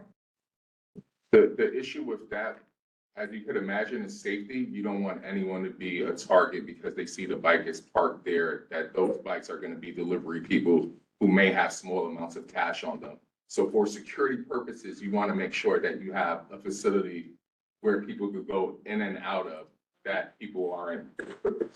I'm gonna tell you that I take umbrance without having a diagram here, because you're showing us the front of the building that says for lease, and they have diagrams. So one would say you could have gotten the floor plan from the building and at least been able to mark that up and send that to us and say, hey, this is what we're doing here. For a point of clarification, that was the building's proposed plans, not the business's proposed plans. Understood. And those were submitted as part of the email that was sent, and I believe it might be printed out. We don't have any floor plans, we only have this. So it's hard for us to say, for example, where your handicapped accessible bathroom is, and we look online. Can you just clarify for us, is this the this is the building, right? That is correct. And you say you say it has upstairs there's a gallery, but you say here it's 163 residential. Street. Across the street. Well, I'm That's at sorry, I'm 47. not doing my homework carefully, I'm sorry, okay, thank you. You're looking for the floor plan. Did you want to say something? Yeah, I just want to say, nobody scrutinizes these more than me. This seems totally good to me. Yeah. I mean, honestly, I think we're quibbling over. No, we just wanna know, we want, Jared, we're doing the normal stuff we do with every applicant, because we have to know what it is. I agree, but I'm just saying, everything seems good. I'm sorry, I should see them as being the. So we don't have floor I'm plans. sorry. I'm looking at This what says you guys. 163 units within the property. So I don't know what you're saying to me, Jared, that this is across the street. It's across the street. So location of property, what am I missing? Approximately how many residential buildings are there neighboring It's- across the street? from the Right. property? And then below that, as like So you look, said. here, this property is a commercial mixed use, commercial and office. How many residential buildings are neighboring or across the street? 2. Yeah. And of those 2, that's how many units there are. How many? 163 units in 2 buildings Within the across the property. street. What? No, across It's the the street. Oh my God, I see, okay, that's. Across the street. That's in the property itself, your No. property. No residential. No residential. Your residential. How many floors again? About 4 or 5, mostly retail office. Is it in the process of being rented? Retail or gallery? Yeah, there are galleries that sell furniture. We actually went in, used ourselves. Yeah, and we're probably gonna use Is that. that the building? Work with that. We're happy to showcase some of their furniture in our. Remember the? You did send the for lease sign, thank you, but it's outfitted for a restaurant, so that doesn't actually help us. But it does, is it currently a restaurant space? It was It was. Broadway Pizza about 4 years ago. And remember the? I'm also gonna call out, we're probably gonna adjust hours because I Yeah. don't think this falls within 7. But remember the applicant that came to us and like. When you say you're gonna consider, is that normal that will happen, like when you check the box that we're gonna apply for and stuff, then is that when you have to? Find that at some point, there's no assumption. No. This is Right, so the idea is that this would turn into sort of like a place where you could sit down and. No, so their thought process was, we're gonna err on the side of caution and just say, yes, but there is a specific license that's gonna come out for Yeah. consumption. Yeah. And based on the law, if you have a retail location, you cannot have another license that's in a different area of the business. So what that's known as is vertical integration. So with cannabis, you'll have someone who's able to be a cultivator, that's someone who grows. That person who grows isn't allowed to do retail. Right. If someone is doing retail, then they can't have a lounge. So there's Well, no, they can have a micro business. well, if you Correct. have a micro license, That's the exception. A micro license, there are two types of micro license. You can have a micro license where you're growing whatever you can sell whatever you grow, and you can sell it directly to either a retail store or to a consumer if you fit whatever the retail requirements are. But this is not a retail license. So yours is not a retail license? No. He's It's not. describing- Okay. Are you planning to apply for, there's a couple other types of licenses that are out there that you could have applied for. Obviously, on-site consumption, events, and there was another one. Buyouts, they said no They buyouts, said no no events. Fantastic, okay. Y'all realize that means that like y'all cannot host, say, insert cannabis, product in your store to have like an event. That's Exclusive. Yeah. You can have them as, you can have them there as, a day where they're marketing, but you can't, it's not a buyout, it's not a party, it's not closed exclusively for, Sunshine Joy Cannabis. Yeah, so what they're looking to do is really bring cultural awareness. And if they were exclusive and close the store down for specifics, then that would do more harm for their bottom line, which their bottom line includes ensuring that individuals who live in the area, who speak their language, everyone here is bilingual, that they could go and get product and get spoken to. As you're aware, there hasn't been much information disseminated to the Asian American community, in part because Title VI, which requires language access, doesn't apply to cannabis. So a lot of information that's out there is generally in English. Sure. Jared, I need you and Brendan also, don't know if you checked the school, but this is the map that OCM uses. I just remember from when the applicant from the Harley. I don't think there was anything. But, is there a licensee within 1,000 feet? That's it. Nope, No. it's just outside the 1,000-foot line, that's why I wanted to pull this up. The 1,000-foot is the blue circle, right, Zach? correct. And so the one that's approved as the top, which is Canal Street, and then the other one that is approved in our district is the green one that's over here on the bottom, that's Chamber Street, and that one's open. What's the little yellow And the house? one to the right as well, which is on, Mulberry. What's the yellow house? The little yellow cross-looking one is a medical dispensary. And the one up at the top? That is, outside the purview. It's outside the. That's also. Dale, When it's green, it means it's open. So if you look at, for example, there's one green that's over by Broome on Broadway. And then there's the medical dispensary just north of Canal. They would be here on Broadway, and then there's another one down on Chambers. Okay. I think that's the woman found one. And let's ask, I'm a little new to this game, but so having like 14 signatures in an area that has many, is that? Plus the others. That's the They online. had an online one as well. Where's the online? That's the, Those sheets. it's in the back. That's online, where you look at it now. And they have several pages of that. Yeah.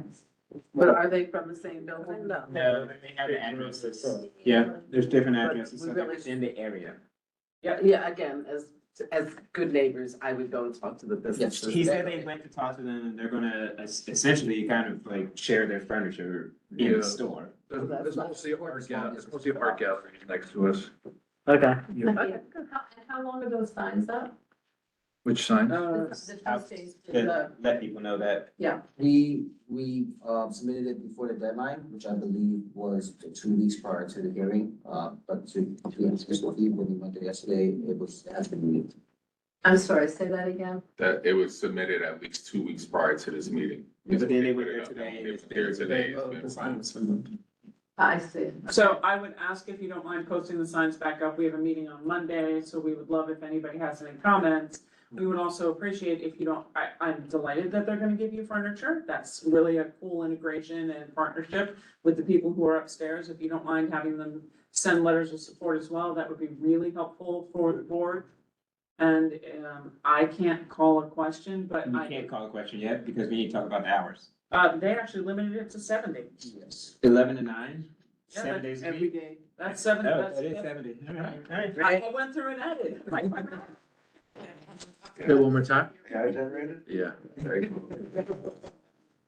Okay, so Call the what, question. here's, before we call the Sorry. question, here's the summary.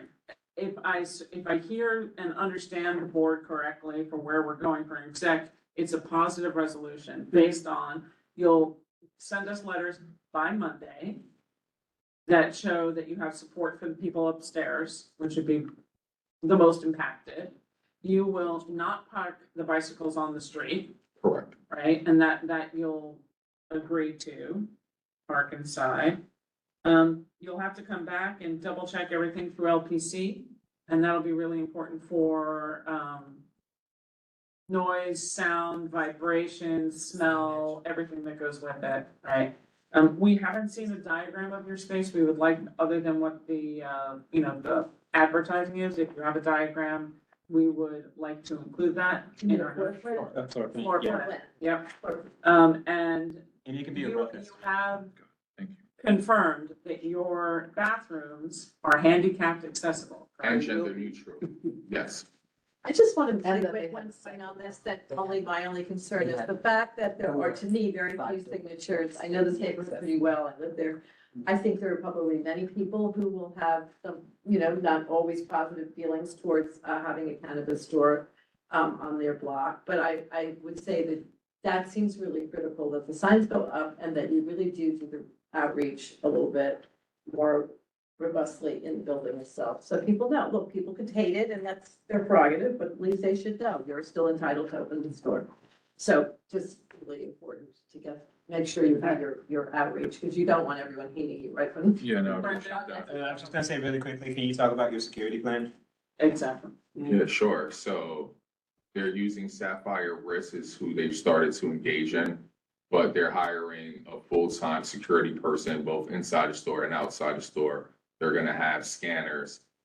And then they have to have compliant with the OCM, and what the OCM requires right now is ISAP, 24-hour recording, 48-hour backup, and that is integrated with local police department.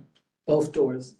Or every site, so you can't have, Even, you couldn't open up a legal cannabis dispensary without cameras and each entrance, exit, every place where people are gonna be at, any place where the plant might be, and or any place where money would be rather. So it's literally everywhere it needs to have a camera. Great. You look so familiar to me. Probably the restaurant, you might have been at. 59 Nassau Street, we were, Hana for 10 years before my dad. It's rebranded probably to- from, cause it was it downstairs? Yes, it was. No, yeah. I was there my whole life. Cross the We have glass. to, yes. I knew I missed that restaurant. Cross for life. That was a We have to great see what, Great that was, restaurant. that we have to have lounge. Unfortunately, my dad sold it. Okay. Yeah, Hannah. Hannah. It was on 59 Nassau Street. Yeah, I do. Really empty block, but it was my second home, Yeah. honestly. I spent so much time. Once a week we delivered from there. Yeah. So I hear everything that everybody said, security plan is good, ADA accessible bathrooms, elevator side door, parking inside for delivery and bikes. The hours are limited to 70, LPC will review if you're gonna make any changes to the exterior. Mechanical system, Accessible. That ADA accessible. mechanical system for your airflow situation there, do you have? like- You have to have a HVAC system. Right. I know Oh, that, I'm and so you have it, you have that, or you're going to be adding that, or? There's one in there right now. Okay, that's, Since it was a restaurant. because otherwise. Yeah. It was a pizzeria before. Oh, okay, great, sorry, I didn't. So when you walk in, what's that experience? So mainly I'm thinking about security, about lines, that sort of thing, like do y'all have basically like? Think of like a partition of where you can't see anything. You're walking in and you're walking into essentially a wall. And there's a greeter and then someone is scanning check IDs and keep a record of everything. Can you make that space a little bit larger so you can queue inside, no queuing on the streets? So there's not gonna be any queuing on the street, but yes. Love that. Okay. Call the question. Second. Okay, vote from affirmation. Are there, I'm gonna assume everybody's a yes. Are there any abstentions? I was gonna ask, should I abstain only because he was at Instagram. And I'm at Meta. No. Okay. Yeah. Okay. No. Unless you were married to Or him recused. or late, or whatever, no, you're Okay. good. So no abstentions, no recusal, seeing none online, motion passes unanimously. Welcome to the neighborhood. You've always been here, so. Can I offer services? I know there's concern about enforcement and what the OCM is doing. I'm happy to provide, Linda Baldwin, who is the general counsel of OCM, who created the enforcement and understands enforcement well, is at my firm. So I'm happy. We would love to have a conversation with her. Please, not with the OCM no more, so she's free to speak about enforcement ideas. Great. And we just authored an op-ed on enforcement and what local municipalities could do, because cities are allowed to create their own enforcement Would plans. you come to? So, executive? We're happy to, you have my information, Come I'll back. make myself available to come You have a back and, presentation. So. we could do some sort of virtual presentation. Yeah. Probably. You could actually stay for the next topic, which is the court ruling about, I could break that down. That'd be Yeah, awesome. sure. Right, So, so let's move on. This is. so essentially. Say his hourly rate or? No, no. He wants us to like confirm. So there was a judge in Yes. Queens, and Yes. that judge said that part of the enforcement was arbitrary and capricious, which is a basic Article 78. It wasn't that the way Sheriff Miranda's team was doing raids that was wrong, but what was happening was they were doing the raids, they were touching the money, they were implementing fines that there were gonna be fines, and there was no neutral arbitrator. So On essentially, site or? as part of the entire process. Okay. So because there was no one to overview what was being done, they viewed that portion of the law as illegal. But the sheriff could still continue on in doing enforcement. The difference is you can't do enforcement. For example, I used to work at the Commission on Human Rights. The Commission on Human Rights would make determinations on discrimination.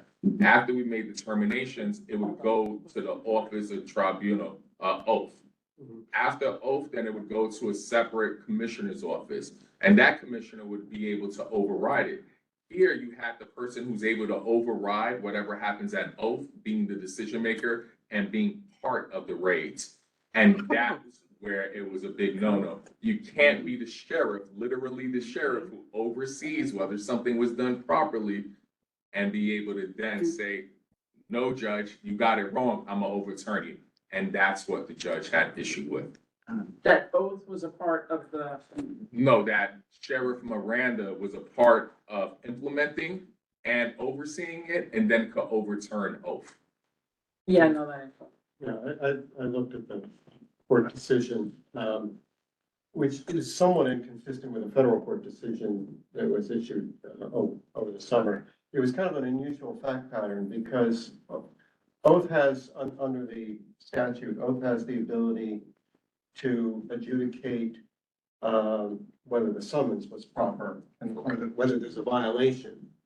And the sheriff has to follow that, but the order to close the store, it's only a recommendation by oath, and the sheriff can disagree with that.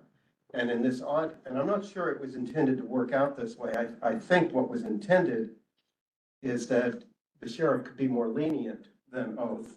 But this was the other way around. Oath found that there was no violation because the Product wasn't evidence tested, there wasn't anything. not in business hours and whatnot. And so oath found no violation and recommended that the closure order be lifted because there was no violation. The sheriff basically said, well, I don't agree that there was no violation, but I can't overturn that. I'm gonna keep the closure order in place for a year anyway. Keep the store closed. And so the court said, no, there's no violation. You can't, issue a punishment if there's no violation. But then went ahead, I mean, I think the court could have stopped and said that's arbitrary and capricious, goodbye, but the court went ahead and said the whole statutory scheme is unconstitutional because it allowed the sheriff to over. No one oversaw the sheriff. Yeah, no one oversaw the sheriff. Now, the federal case that came down in July found that also dealt with unconstitutionality argument and found that the fact that this whole process could be remedied with our Article 78 proceeding satisfied due process, that it didn't really end with the sheriff. And I assume that's what, but in that case, Oath had recommended keeping the order in place and the sheriff said, no, I'm gonna lift it. So it was kind of the reverse. It was a reverse fact pattern. Reverse fact pattern. Why did I ask that this get discussed? Because we discussed going on to the next topic, because it bleeds right into this. The Cannabis Control Board, we had a discussion many months ago at this point about their decision to change the 1,000-foot rule. And some of their new rulemaking is fairly capricious, I'd call it ridiculous, I'd call it nonsensical, it's not For whatever detailed. it's worth, I have clients who feel the same way, and we. It's because I said so. And, but also included in it is the rule, they are trying to put in the rule that if there have been a lot of illegal stores there, then we should just add another legal one. Instead of cleaning up the illegal ones or having that be a factor at all, they're basically negating the requirement to 1,000-foot distance, because if there are 4 illegal stores there, then why can't I have another legal one there? Well, it's, I'm gonna speak out of turn, and I'm gonna give you my personal take on what I see. What I see is a lot of lobbying coming from registered organizations that say, we want multiple stores here. Yep. And the only way that you could compete in this market and knock out illegal stores is to put legal stores. I was at Legal Defense and Education Fund, Latino Justice Pro Def prior to the MRTA, Marijuana Regulation Taxation Act, and helped with the implementation and creation of the law. And what we wanted there was the community values. We wanted people to make sure that, 1, remedy past harms, do away with convictions. 2, make sure that the ownerships are those that represent individuals who have been most harmed, someone like Timmy. 3rd, make sure that the community where these locations are directly benefiting it from the tax dollars, which is how we get the 4% that goes directly into the actual community and not greater community, how other people do. But what we're seeing now is that New York is making a lot of money. It's gonna turn $1 billion likely before the end of the year. And we have registered organizations that have bigger lobbying, and we don't have enough community boards that are willing to have the conversations that you guys are having right now, as well as there hasn't been enough advocacy to the second floor, to the executive chamber in Albany, to let them know that we don't want more illegal stores and we don't necessarily want legal stores here either, and that the 1,000-foot better protects communities as well as these establishments. And we could look at a state like California and see how many licenses California has, and then bear the question to why do you want to create more stores here? I get it, right? The population, but still, you need to make sure that with any emerging market, you don't want it to disrupt because you have legal stores, for intents and purposes, competing against other legal stores. And the way we create a better narrative for enforcement could also be the employment and looking at it as anti-labor. Tim signed a labor peace agreement. All the legal dispensaries signed a labor peace agreement. What that means is these illegal stores are essentially union busting because they're able to create and do something that prevents other unionized jobs from existing.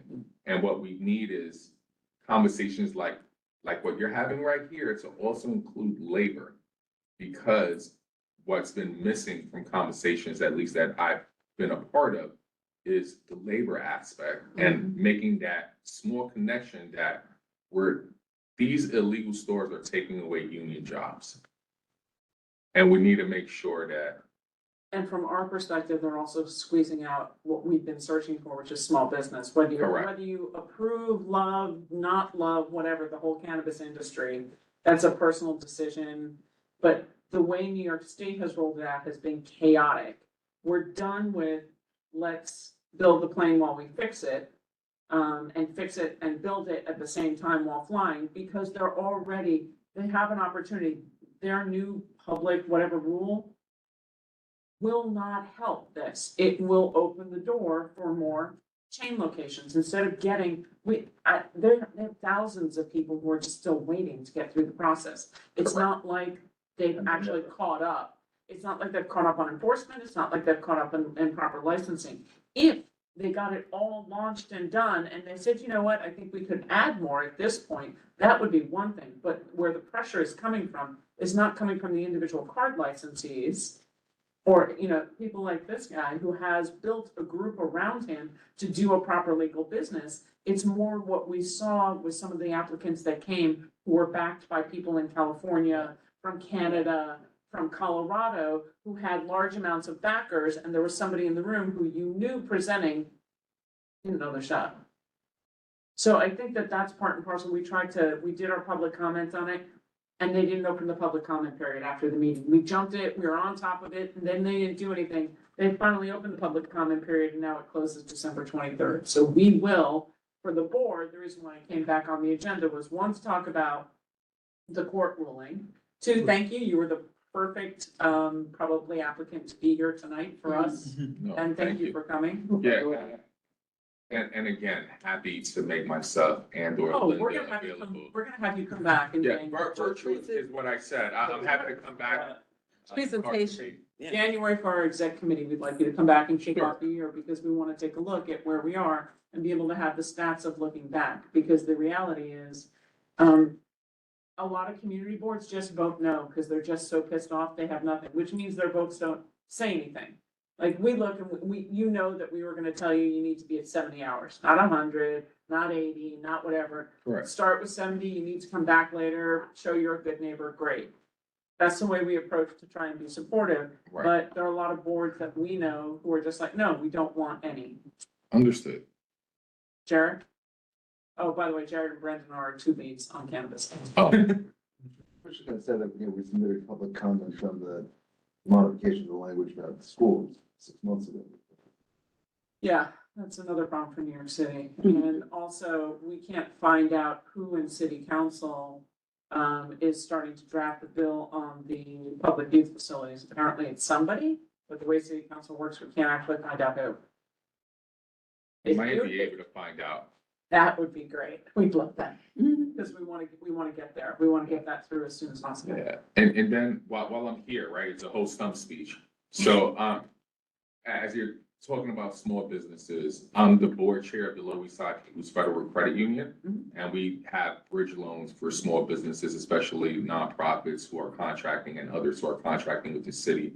And just need to wait, 6 months, 9 months, a year before they're getting paid. So to the extent we can be helpful in that regard, more than happy to assist. EDC also is providing loans, I saw, Yes. for cannabis licenses. Oh, we're not providing for cannabis licenses, just thinking about the neighbors, the small businesses, right? Because what's not often looked at, and I'll leave after this unless you guys ask me a question, I'm happy to stay.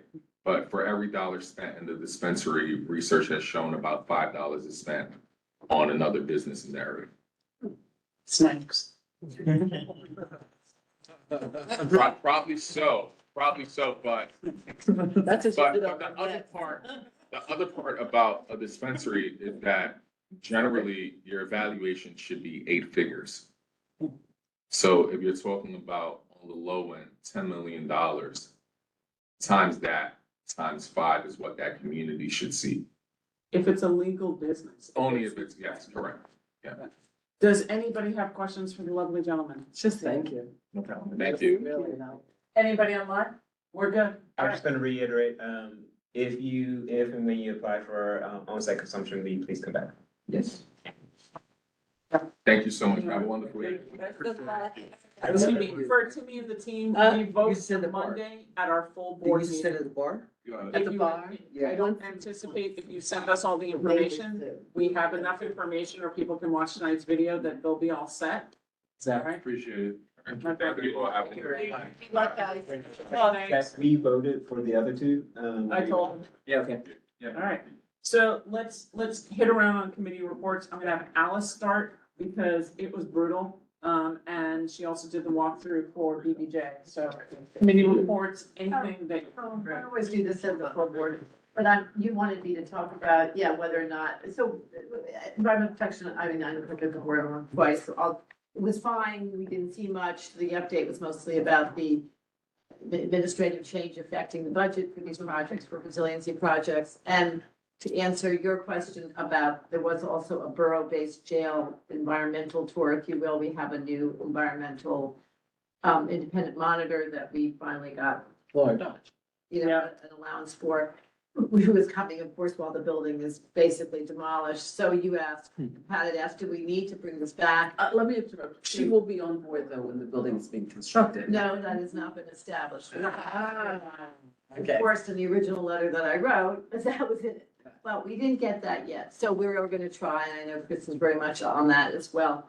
That said, I don't think I'd ever dial back an opportunity for the folks from the jail to come and give an update. And I think seems like a good update to give, even if it's as simple as what I just said, because so many people from the community are very concerned about that site. See, what I'm more concerned about is having Laura Oh, town meeting. oh, I see. Well, that would probably come to my meeting. Yeah.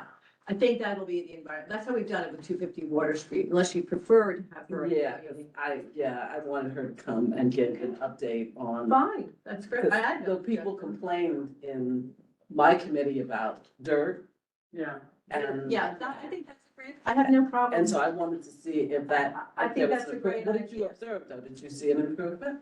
Because Vera needs a chance to talk and. Andrea too. Andrea, exactly. Yeah, and Jan Lee. Yeah. Did I see, you walk the site, they're obviously aware that we're watching them, given that was a meeting. So, they put the best foot forward and everything's being sprayed while we're there conveniently. I mean, it's late in the game. Let's face it. By there where it's not been sprayed and the street is, I think they sent you a picture. It's dusty Yeah. on the street. Yeah. So this is what so bring this to Pat, his committee. No, I'm on that, but you just get these platitudes back. Right. Right. You know. Well, I will say Laura Dodge was terrific with 250 Water Street. She was our independent consultant for that project. And so I think she'll be good with this. I think that every time anyone sees anything, immediately goes to Zach at the board, who will forward it, and to Laura as a concern, and to the liaison, to the. The only problem is we have maybe 2 months left. Pat, don't even that's a whole other. So are you recommending though that Lauren come? Yeah. I don't think at this point. Okay, so then that's the answer. I think when it takes it out of. Have all three of them. Quality of life issues will be when we start construction and we're talking about environmental impacts, dredging and things that have nothing to do with the actual quality of life of the site at that moment, but rather in planning for the project. Then I think it would maybe be better environmental protection. I mean, Yes. Didn't they Yes. somebody just got hired? Is that a construction? Yes, person? no, that's. No, that's the environmental person, Right. but then they Yes, just. They just awarded the RFP. Yeah. Tutuoy Perini and HOK Design, yes. Yeah. But do they have money to start construction? Well, Perini, there was an article about Perini pausing on large projects, so I'm curious to see what happens. We asked for an update. Are you done? Yes, I am. I have three things for the board. One, DHS has a public comment period. They're for a rulemaking that they're putting in that says for siting of new shelters, they don't do public hearings, they're gonna do a public information session. The public information session allows them to receive questions. And I'd like an approval from the board based on all the work we've done, which seems to be fairly robust on siting of shelters, that we would ask as a part of our public comment feedback, that it is not enough to require the agency to accept questions, but they need to answer them. Because the way the ruling works, as they have said, statements, yeah. Okay, they're gonna hold a public information session regarding a new homeless shelters. Means an in-person or virtual or remote meeting, conference, assembly, or gathering attended by department staff and open to the public. Okay, I'm just gonna go, we all know what the descriptions of everything is. Such notice would include the location of the proposed shelter, the capacity, the population that it will serve, the name of the provider, the anticipated opening date, and the conduct of at least one public information session in which members of the public may ask questions and make comments to the community in which the proposed new homeless shelter is to be cited. And then it just goes on to tell them how they have to post it and how they have to reach out no less than 14 days before. And it says that they are required to accept written questions and comments within 14 days of it. There is absolutely nothing in here about answering it. There's nothing, and in fact, posting, and there's no requirement to actually tell the community board that it's happening. It says post on the department website is the public information center. Yeah, the search one. Is this a resolution you want to do? This is a short, it's new business because it's due December 2nd. I'd like to include, if everybody's okay, notification to the elected and the community board and require responses Sounds good. within 30 days of the public session. Absolutely. Okay. Thanks, Sue. All right, so if, I'd like to do this by resolution only because I don't want anybody coming back going, you didn't do that. So, is there? We include. Hmm? Well, Do I have to call the question? Yes, engagement. public engagement. Yeah. Gotcha. Susan called the question I heard. I'm gonna assume everybody's in favor. Is there anybody hearing nothing else? Great. At Borough Board this morning, I'm not gonna go over what everybody said. I'll try and do some highlights, but one of the things that I did ask all the other boards is how long they let the electeds talk. And the reps, because there are some boards who have gotten their full boards down to 2.5 hours. 2 hours. Or 2 hours. That is my goal, is 2.5. We've never managed to get, we're usually 3.5 at this point. I'd like to get it shorter. And one of the things was the elected reps, limiting them to 3-4 minutes, period. And if the reports. Yeah, but Questions? We can, so what I think we should do is, if the reps are there, it's, you get 2 minutes, 2 minutes, a minute for a question, and there's no dialogue around the table. You guys okay with that? No. You want questions? Yeah.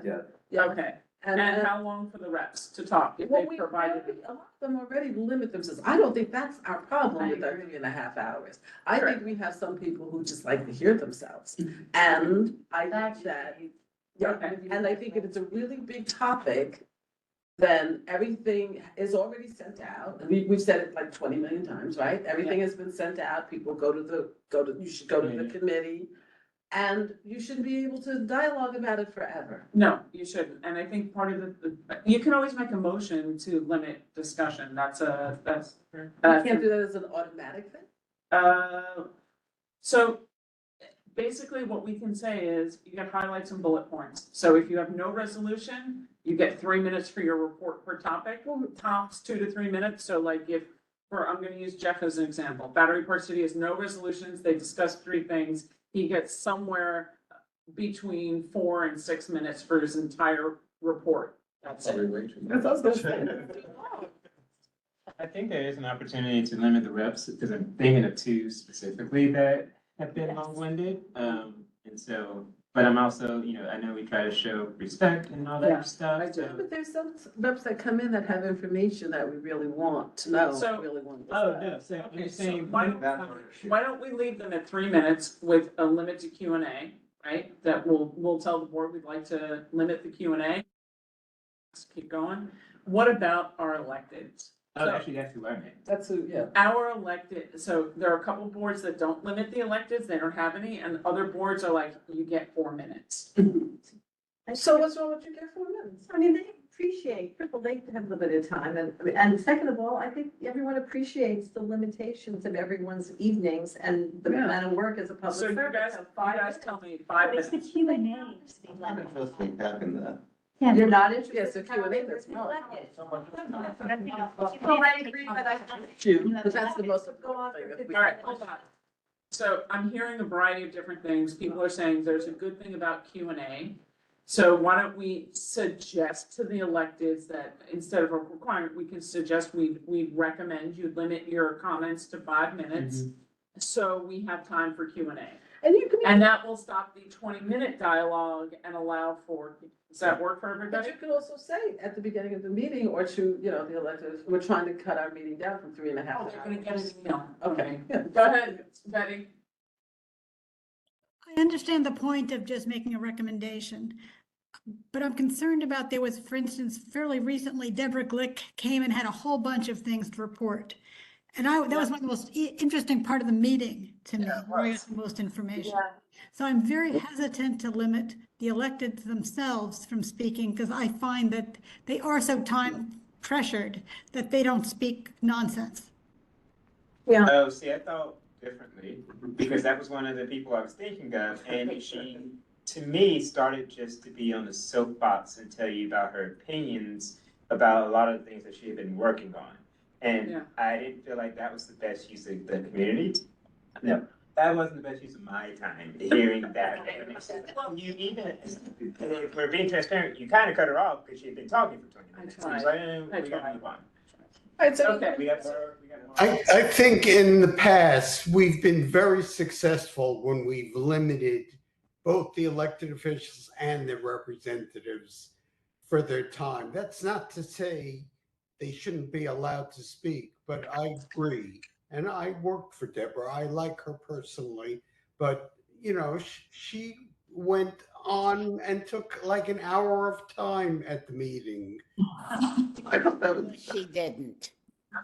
Yes, she Paul, I can promise you I timed her, because as I'm sitting here, I've got Alice on one side timing, I've got looks from Zach, I've got Mimi kicking me. Believe me, we timed her, she wasn't an hour, Well- but I hear you. But what we can do is we can suggest that 5 minutes, to be respectful. If they need a little bit more, they can take a little bit more, but we would like to be able to make Q and A also a priority. And if they have some. Does that sound like a nice way to put it?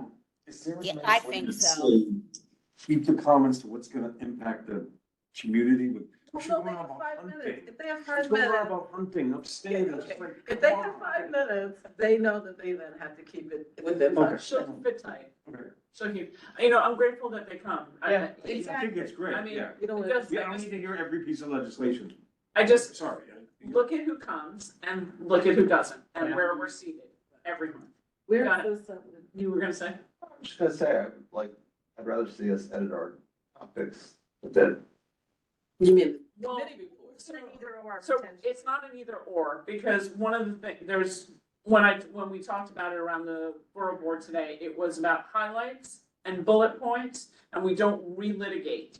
Right? If you have questions that weren't covered, but do the homework, read your stuff before you get to the meeting.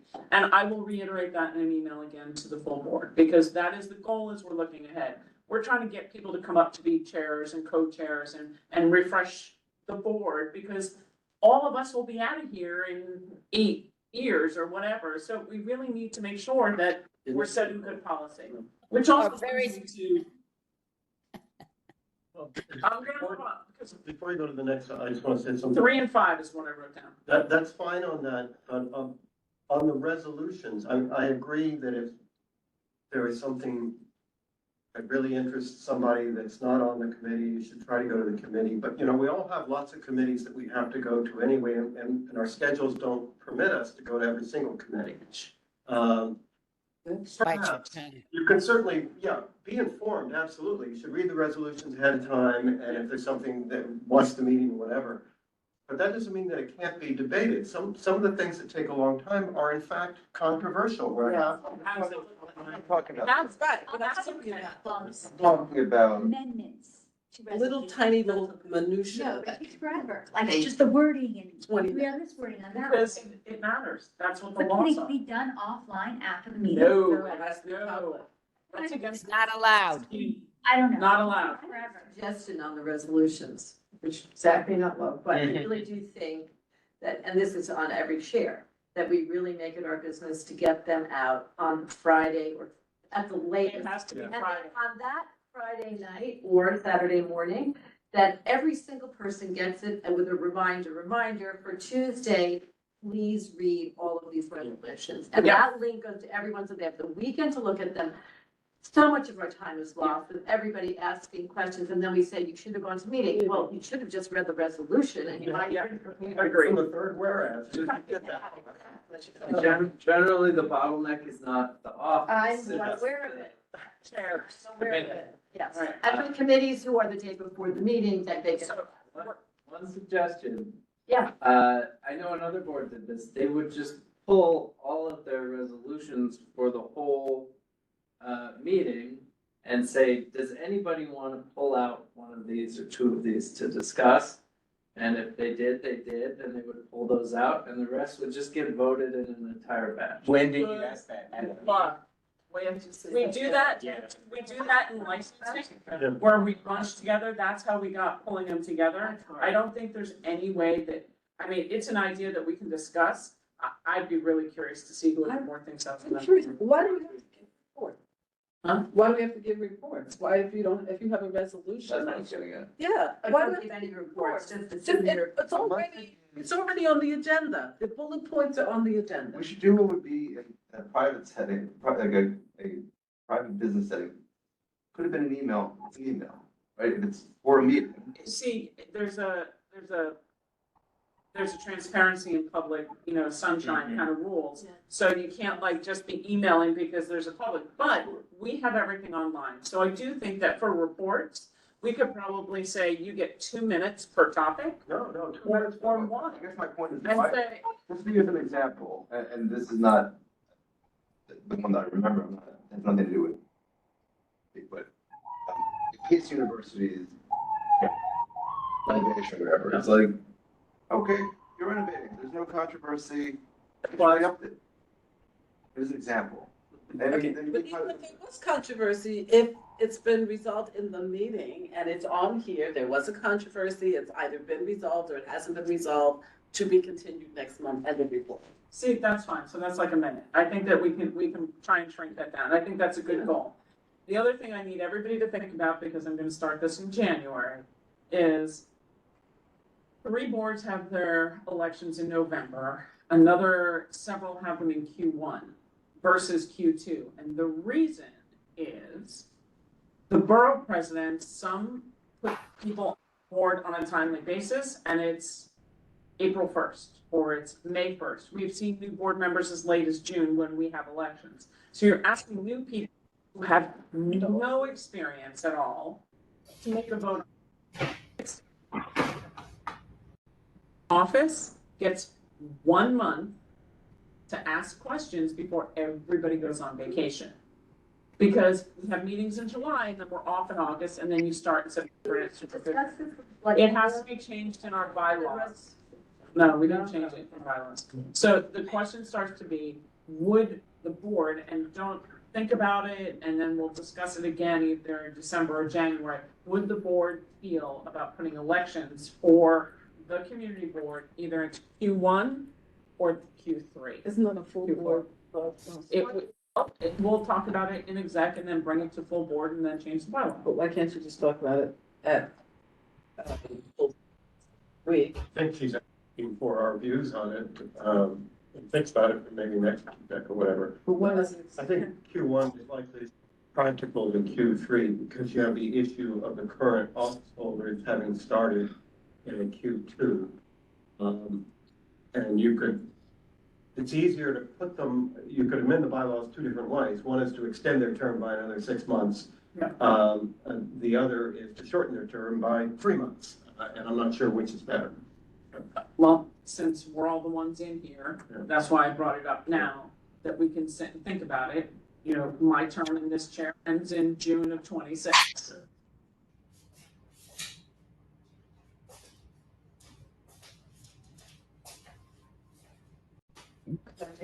Betty, your hand is up.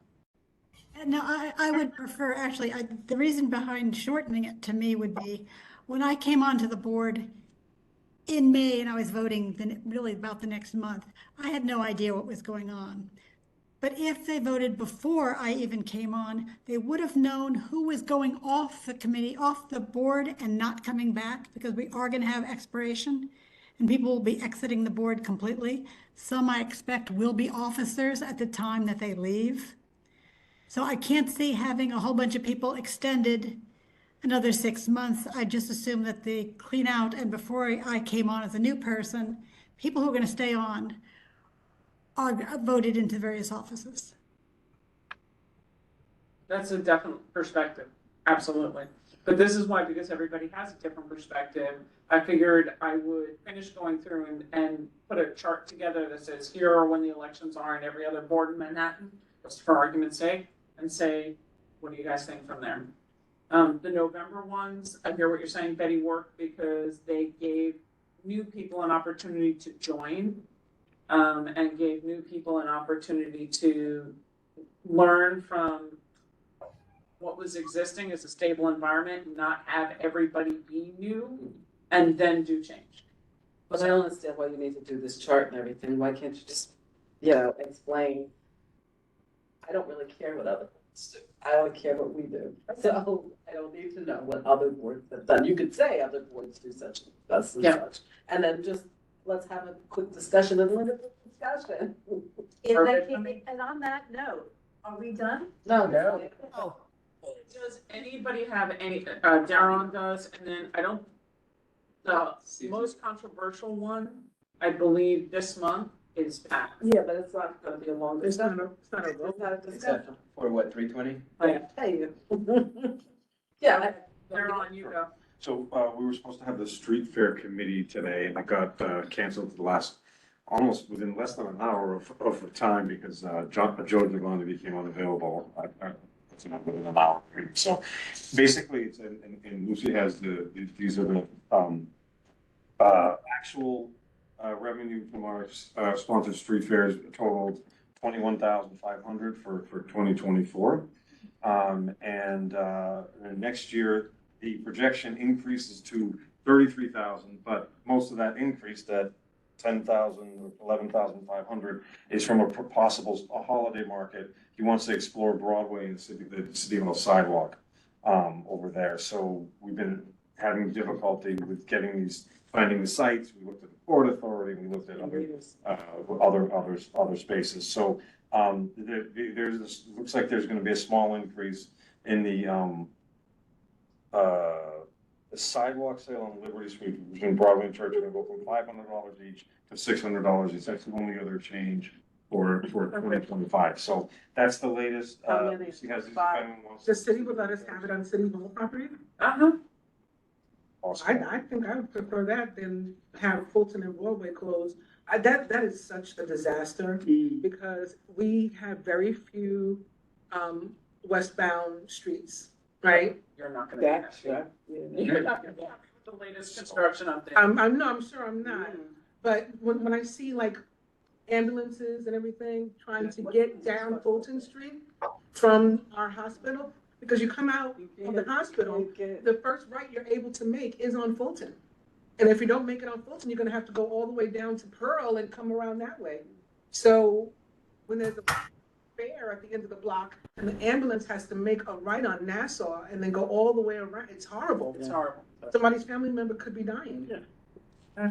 Well, so Daron sounds like it's a good choice. Yeah, I think City Hall side. I'd much prefer that. Thank you. It's only if you. I'm also thinking about, the deliveries gonna be right there too, so now. What is it? Oh. So the only ones we Wait, sponsor on outside. Fulton is Gold. That Western. Which one? Gold to Wall. Those are the ones we sponsor. Oh, so that's not our fair. That's Ones at the end, I don't think those are. No, it's not being. There was one this week. It's right by Joe's office, so he may know. Okay. This is at 225 Broadway. All right, so can I go? So I think, Sorry, guys. let me make sure we do that. I think that's it. So, yeah, was that 2 minutes? Susan, you got your hand up? Practice for Yes, I just was gonna give you two short things about the licensing that I want everybody to be aware of, but if Pat, it's Pat's turn, I'll go after Pat. Nah, go ahead, Pat. Okay, very quickly, the 48 Wall Street, we took a vote on the committee and we voted for it, but we had not really gotten the traffic and security report, and it's not good, it's not adequate. And so I'm going to bring up the resolution to be tabled, and I hope everybody votes for it. We don't want to just, I don't want a big, long discussion at the meeting, because that's what will happen without all the information that we need to get, and we're going to take a tour. So I want everybody to be aware of that one. And the other is that I'm not going to report on it. I'm just telling you that Maxwell's is going to come back to us, Maxwell's and the community, in December, because it's still a mess. That's it. I mean, they can't, the residents and the restaurant can't agree, and we're going to have to come up with something which doesn't please them. Well, We're going to have to. What? Good. Gabriella came up with a pretty decent plan for them to look at. So hopefully begin to look at it. So hopefully they'll look at it. That's it. That's all I wanted to say. 2 minutes. Thank you, Susan. Betty, you got anything, or are you okay? Nothing. Busy in December. There is no executive committee meeting in December, and the reason is we didn't think it was a good thing to have the full board meeting December 23rd or 4th. So it will be, instead of the executive committee on Thursday the 19th, that's when we're doing full board. So make sure everybody knows the goal was, go have a lovely holiday, spend time with your families. I appreciate all the time that you put in here, more than anybody can ever understand. We really do have an amazing board, and we're very, very lucky. So thank you all. Thank you. Good night. I can't talk. You get 2 minutes. Well, I don't think there's very much to say. First of all, you're gonna see a resolution about Michelle Go, who was pushed on the track by the gentleman who had mental illness, and we have a resolution asking for more Medicaid funding. So that's, I said enough. I make you read the resolution. The second issue was 320 Borough. We had DSS and DHS come back. They still, even though they haven't signed the contract, they still are insistent that they're going to put their safe haven next to the school. So we are still arguing with them, and I don't know. A letter from the electeds will be out by Friday. Okay, so we'll have that. And I don't think there's much else to say, that they need to come back. We still are fighting with them. Is that in response to their letter? Or is this, It's a response to their letter in the meeting. And then, yeah. All right, so when can I read them? When I get it, they told me that I have a record. Okay. Again, piece of happy news. Happy news, I like this, to share. Sidewalk kids are gone. If you see one, follow us. Put them back. Next year. But these are like clean streets on the holidays. Did you all see on the news but did you guys all see on the news that they're talking about putting grates? Not grates, covers over grates, which would, number one, I think is great, because a lot of people break their ankle, or maybe not a lot, but some people, walk on those grates. And also to prevent flooding in the subways. So, MTA is talking about putting, when did I see this great report from MTA? It was this morning on Borough Board, and they're working with DOT, because what MTA has figured out is where DOT has not done the proper work, and Betty would probably chuckle on this, about the grading for the sidewalks and the way the water goes. Water in the storm pops off the sidewalk and into the grates and into the subway. Right. So it's like a rainfall. So they are working on a program with DOT to talk about regrading the sidewalk and the curb so that the water flows and does not go in, and then during storm events, they will cover the grates.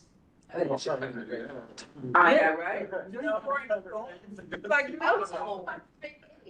Okay, I just want to tell you one thing. So I got off the train today, the A train. We'll talk after. I know, yeah, can we adjourn? Tricia, I can share the Borough Board recording of the MTA. It was pretty intense. Tricia, you have 1 minute. I don't even need a minute, but I just think it is an important thing to report that the Harbor School swimming pool and gym broke ground, and I went to that, and it was a happy moment. Only take it, but 10 minutes. So, Great, thank you. Great. All right, with that, thank you, Tricia, and thank you for going. I really appreciate it. I'm Again, also going, I also want to let you know, Millennium, we're working things out with the SCA. They've given them a few of their asks. So I'll have that at the full board. Okay. I love good news. Thank you. Happy Thanksgiving, everybody. I will see everybody on Monday. It's adjourned at 8:22. Please stop the recording. I was 19 is the full board. I was